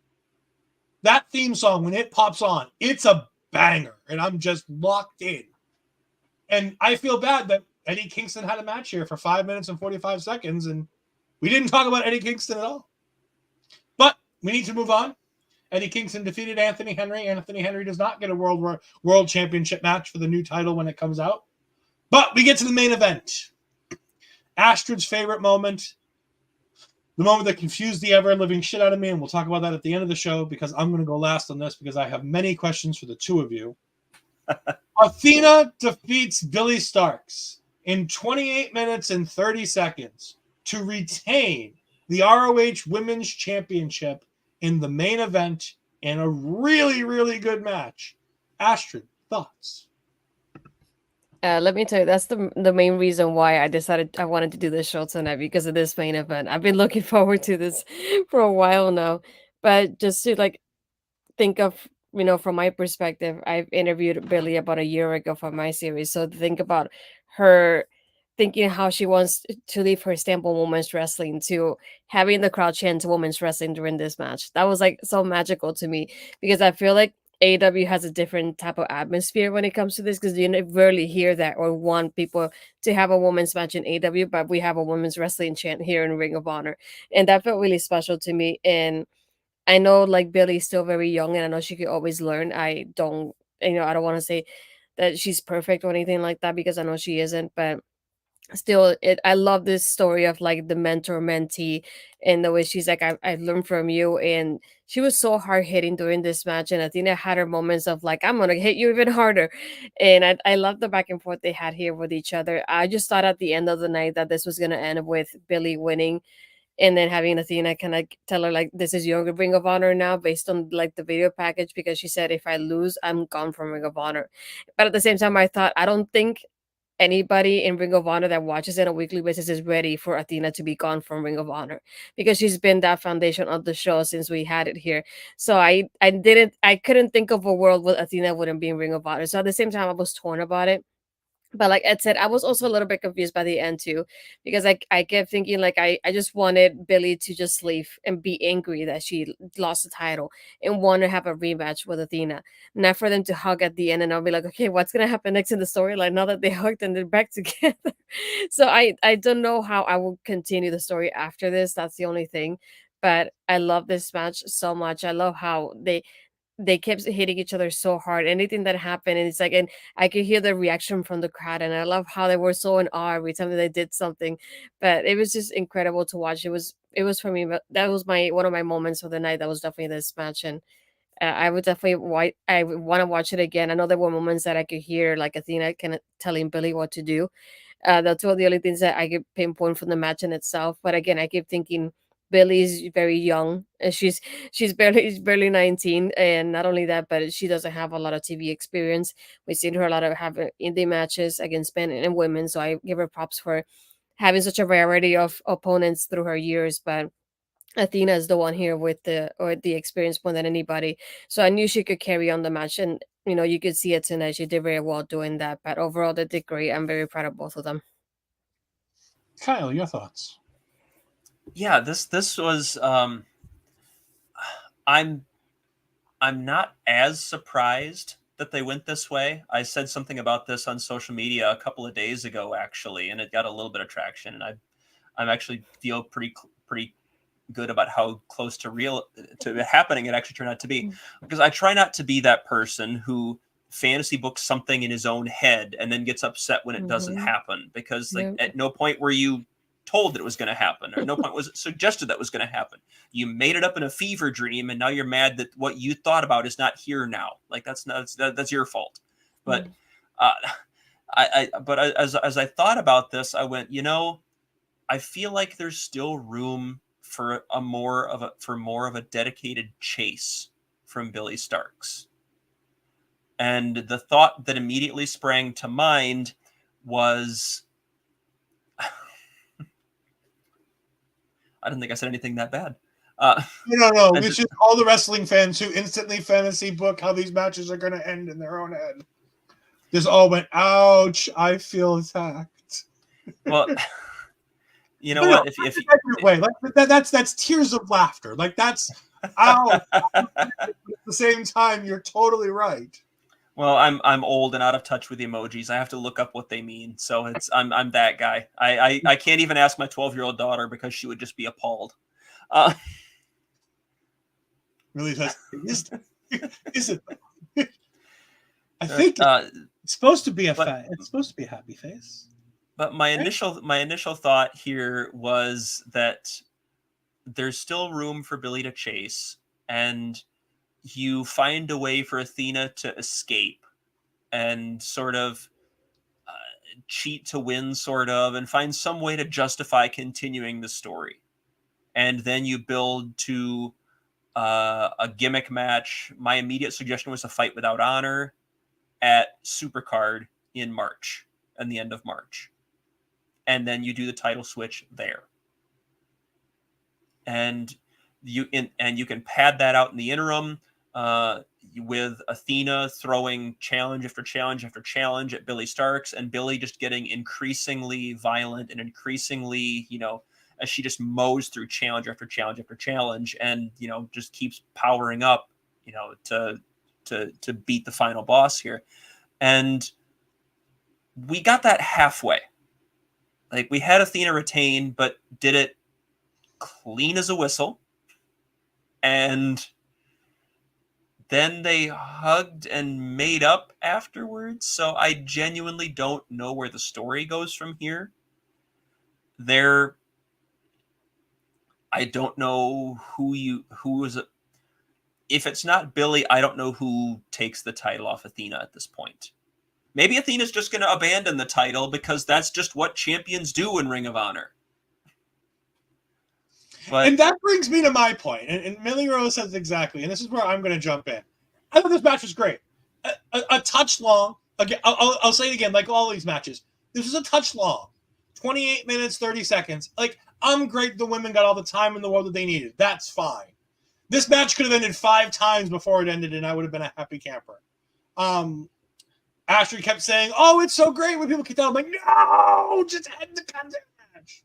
But what boggles my mind, and again, I may not be the most astute person, but there's one thing I've followed through Ring of Honor for like this version of Ring of Honor. There's one storyline I've made sure to keep a further out eye on, and it's Billie Starkz and Athena. Because I am a massive Billie Starkz fan, and I'm a massive Athena fan. I think Ember Moon Athena is one of the most underrated, underutilized. She's the forever champion in Ring of Honor, and I still think she's underutilized and underappreciated by Tony Khan and that fucking company. She could be such a bigger star than they're letting her be. And she's still been a champion for 300 and some odd days. However, they did an absolutely perfect job of telling this story, of getting Billie Starkz to the point where she was like, I've had enough, I can't take no more, and I'm done with your bullshit. And she attacked Athena, and she needed a wrestling match to beat Athena for the championship. And she came this damn close to winning that championship. And I'm like, great. Even in the loss, I'm like, okay, it doesn't make sense that she lost, but maybe there's a bigger moment on the horizon in a couple months. I'm okay with her losing. Because I honestly don't care who wins or who loses this match. I don't think Billie Starkz needed to win the championship tonight to make the storyline well. I think the storyline was well done beforehand. However, with the biggest however in the history of however, what on God's green fucking earth was Tony Khan smoking when he thought it's a good idea to then cut the whole storyline back to the beginning and put her back? And mind you, not only did he put her back to where she was, which is underneath Athena's thumb, she had Athena pushing her and getting onto her. And you had Billie giving that what do you want from me? What else do I need to do to get you to understand me, to have respect for me? What else do I need to do? And Athena's answer is, go back under my thumb. And Billie should have again been like, I've had enough. I can't take no fucking more, and knocked Athena on her ass and took Lexi Nair, a bad version of Rumble Bunny, with her. I don't get Lexi Nair either. Like, I get she's DDP's daughter, but can't we just get Amy Rose back? She was a much better version of random girl in AEW that doesn't do a whole lot, but does ring announcing every now and then. Like, I enjoy the personality Lexi Nair brings to backstage interviews, but and again, I'm much less know with what Lexi Nair actually does. I can't fathom the fact that Athena was okay with, after Lexi checked on her, Lexi checked on Billie and was like, it's okay, Billie, you did good, Billie. That should have been Athena being like, Lexi, what are you doing? You're my minion. And pushing Lexi to the same points that she pushed Billie. And it should have been putting Lexi in the middle of the two of them, which would have been another way to continue the story. And again, fantasy booking in my own head. They didn't promise that. They didn't suggest that. But I don't understand why you go back to square one with this story by putting Billie back under Athena's thumb. Because now she has to go through the entire thing again of being put through the ringer, not being respected, pushing Athena down again and being like, no, I'm better than you. I'm the woman to lead this division. It's just, the ending leaves me going, huh? And not in a good way. I'm not like, wow, that was an ending I didn't expect. I can't wait to watch the next episode of Ring of Honor. It was, that just happened. I don't care to watch the next episode of Ring of Honor. Because I don't have that need to be like, I need to see what happens next. With this, there's a bunch of things on here that I'm like, I get it. It's fine. Not everything has to work. But at some point, and Millie, says it, make it make sense. Why is Bill? I understand why Athena wants Billie under her thumb. Why does this make sense for Billie? Yeah, and I fall somewhere in the middle from you here. This does not get me all fired up for what's going to happen on Thursday, but at the same time, it doesn't make it doesn't actively dissuade me from watching either, because I'm more intrigued. Intrigued is probably too strong a word, but I'm in that spot of, that's a weird choice. I'm not sure I would have made that. I wonder where it's going. And like, to be fair, I was never going to watch next Thursday anyway, or next Friday, whatever night it comes on. Like, I was never actually going to watch. But, like, I'm just saying, like, it doesn't have that, like, the cliffhanger ending that you expect from a pay-per-view, like, when you do something. Like, this is an angle. And typically when you do an angle at the end of a show like this, it makes you want to watch what happens next. Let's go back to NXT Deadline. Just last week, NXT Deadline. Ilya Dragunov retains his championship and beats Baron Corbin. Out comes Trick Williams. The whole crowd is chanting, whoop that trick, whoop that trick. They put the little graphic bug on the bottom of the screen. As the little graphic comes out comes Carmelo Hayes and just sort of stands back there behind Trick, just watching what's going on. We go back 3 or 4 weeks beyond that. Survivor Series. Yes, I'm not a huge fan that Phil's back either. But you know what? I damn sure know that Phil coming back on Saturday made sure people's asses were watching a television on Monday.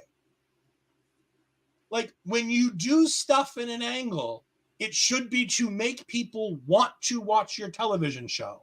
I'm not sure how many people who watched tonight to see this match are going to be more inclined to watch Ring of Honor this Friday to see what happens next, if that makes any sense.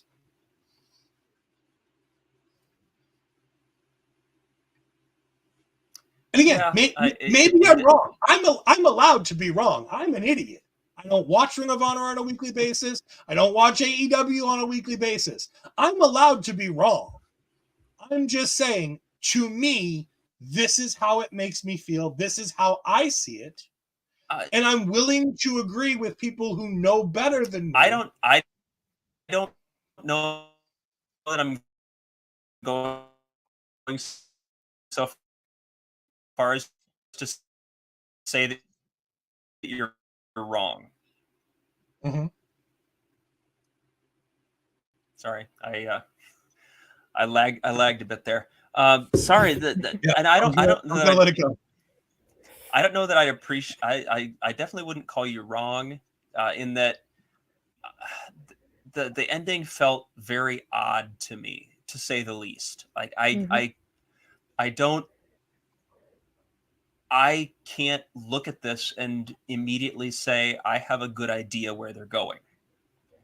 And it might just be a part of the fact that I'm always going to always default to support for Ring of Honor. It's my favorite promotion. It has been for 20 years. It drug me back into wrestling when professional wrestling was not speaking to me anymore. When I was 20 years old and in college, and pro wrestling wasn't speaking to me anymore in the early 2000s. And I found this promotion and fell in love with it. So I'm always going to have that spot for Ring of Honor. There's a. Are you familiar with BoJack Horseman? The show that was on Netflix a while. There was that wonderful line from one of the girls that BoJack dated of, when you look at someone through rose-colored glasses, all the red flags just look like flags. And that's all for better or for worse, I feel like that's always going to be me with Ring of Honor. It just is. And I recognize that and accept that about myself, which means that my opinions might be completely invalid because of that, because I'm always going to be coming at it from that perspective. But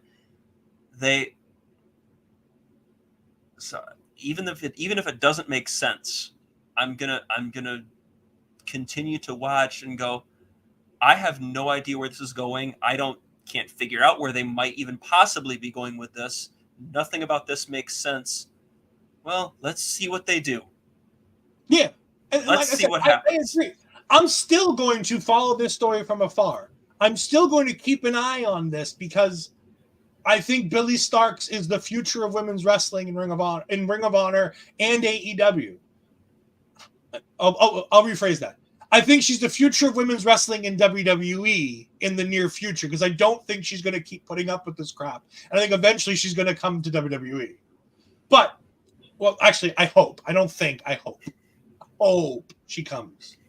Because I want to see her with the greatest of women's wrestlers. And right now, the greatest collection of women's wrestlers are in WWE in some form or fashion. They're spread over 3 brands, and there's a whole lot of them. But that's my own personal... And again, that's my own personal opinion based on the rose-colored glasses that Kyle talks about with Ring of Honor. That being said, these women went out there, they main evented, they killed it, they were probably match of the night. Yes. To be honest, they're probably match of the night. And I feel bad for them that the ending of this match and what happens after it is going to talk about more than a lot of the great things that happened in this match. Because Billie put on an effort for the ages. Athena walked her through. And granted, Billie's not, unable to do this. But Athena took her hand in hand, and they did a fantastic thing tonight. They main evented for the first time, I think, ever in Ring of Honor. Women main evented Final Battle. Yes, it was the first Final Battle main event. They main evented Athena main evented Death Before Dishonor with Willow. Okay, that was the first women's main event. Period. Okay, this was the first Final Battle main event. Yeah, and these girls killed it, and I just wish for them that the match being great would have been enough to be the final thing that we got to talk about. I just or something fantastic. Them walking up the ramp, having made this decision, and somebody popping up from behind Athena and having like a moment. Maybe that was a moment where you debut somebody. If you'd gotten your shit together, you could have debuted Mercedes here in that spot. Before we go, would you want to how Millie Rose took some time? So we're going to go ahead and read this out. Kyle's going to move you up quite a bit, so I apologize. The only thing I can think of is to rip it apart from the inside. Billie making Athena pay for how she's treating her, but she's also attacked her once. So maybe the next time is for Billie to reinforce the fact that she's done with Athena's BS. At the same time, though, it's Billie's first attempt at the belt, so trying for it again and would make Athena know she's serious about it. I don't know if this makes sense because I'm tired. No, what you've written there makes a lot of sense. It's a Daniel Bryan-esque thing of tear apart the Wyatt family from within. It's a fantastic storyline that's been told through wrestling for years and years. And it makes a lot of sense. But it just feels weird in this one. In this case, it feels weird that Billie's first... Because normally that happens when somebody's forced to join forces. Like with Daniel Bryan, he was forced to join the Wyatt family. John Cena was forced to join the Nexus. Now, granted, that didn't end well, but let's forget that. But, like, typically when you have this storyline, it's Athena is like, if I win, I'm the champion. If you win, you come back to me, and you're part of my minion thing. But it would have been something that would have been discussed before the match, typically. And again, let's not forget about the Lexi of it all. I agree. Let's not. Hopefully, the three of these women continue telling a fantastic story. Kyle, where can the good people find anything that you've done or will do in the future? You can follow me on Twitter at Kyle K. Sparks. That's where I'm going to be letting everything post that I'm working on.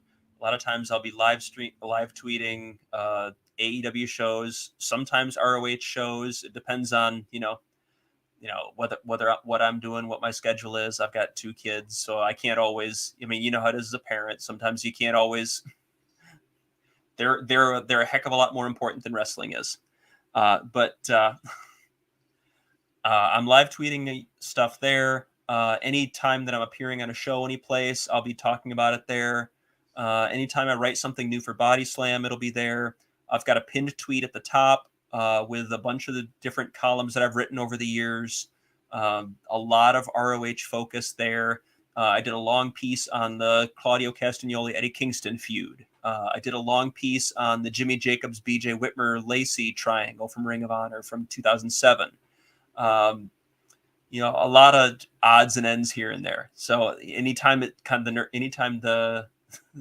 of strikes me to write, I'll write something there. But long story short, at Kyle K. Sparks, my name Kyle, letter K, Sparks, at find me there. I'm there. I've scouted out that name basically. I've scouted out that name basically everywhere. On Blue Sky, on Threads, on even Hive when that was a thing for a little while. I'm still sticking with Twitter until the ship burns down because that's where I got a brand, but find me there. Anything I'm doing's there. Astrid, where can the good people find the stuff that you do? Well, first, I do want to thank Kyle for being here with us. Once we figured out we were going to do a Ring of Honor post show, I thought the first person I can think of is Kyle, because to me, Kyle is the Ring of Honor historian. That's how I see him. So when I knew this was going to happen, I thought, let me see if he's available. And if he is, like, if not, we'll see how it goes. But I figured he will help us fill in the gaps of the things that we don't watch on a weekly basis. And as you can see by his rants, he knows what he's talking about. So follow him on Twitter if you haven't, because I love what the little bits and pieces of history that he tweets about as the shows are happening. But for me, you can find me on my Twitter and Blue Sky as Astrid Pizarro, and then Instagram and Threads Astrid Pizarro 20. And again, I also want to thank him because he's one of the people I've been wanting to work with for quite a while at this point. So I'm glad we finally made it happen. See, the OLE Booker doing her thing now. So yeah, you do. You can find me on Twitter. You can, if you need me for anything, you can contact my booker right over here, Astrid Pizarro. She goes ahead and books all my appearances. You can also find me on twitch.tv/edfries2002, where I do simulcast all the wonderful things that I do here on our local establishment, as well as some gaming content you can find there. Marvel Snap, Marvel Midnight Suns, some WWE 2K24 stuff, all kinds of good stuff you can find there. You can find me and Astrid every Tuesday night as we go ahead and talk all things NXT on Taking Over every Tuesday night after NXT ends. For the rest of the month of December, you're going to get ready to see this face a whole hell of a lot on Marvel Talk, as me and my partner Andre, this Sunday, we're starting the MCU Rebound, where the MCU starts all over again. We are reviewing Iron Man from 2008, the original beginning of the Marvel Cinematic Universe. We're going back to square one, and we're reviewing it all, the good, the bad, and the ugly. So that'll be coming up this Sunday. After that, as we head into the Christmas holiday, we're going to have daily episodes on the Our Local Establishment YouTube channel, shorter reviews where either I, Andre, or both of us will be reviewing in short form, 20, 30, maybe half an hour. 30 minutes is half an hour. Wow, it's late. 20 or 30-minute shows, we'll be going ahead and reviewing the animated shorts that are What If Season 2. And then, of course, coming in January, you'll be able to go ahead and catch me and Astrid Pizarro as we do Talking Takeover, where, again, we're going back to the beginning. We're starting with NXT Arrival. We're going to review all the wonderful NXT takeovers, starting at Arrival and going across. And then we have Echo coming out for Marvel Talk, all kinds of wonderful stuff. But again, you can catch all of that on Twitter at edfries12584. But for the three of us, thank you for joining us for the last 2 hours. This was a fun show to watch. It was a more fun show to be a part of. Kyle, thank you again for joining us. It was great. It was nice to see somebody other than me rant for a change. And we're going to go ahead and loop the post-show little graphic as we go ahead and raid Miss Thickums on the Twitch side. So we'll see you then. Have a great day. Goodbye.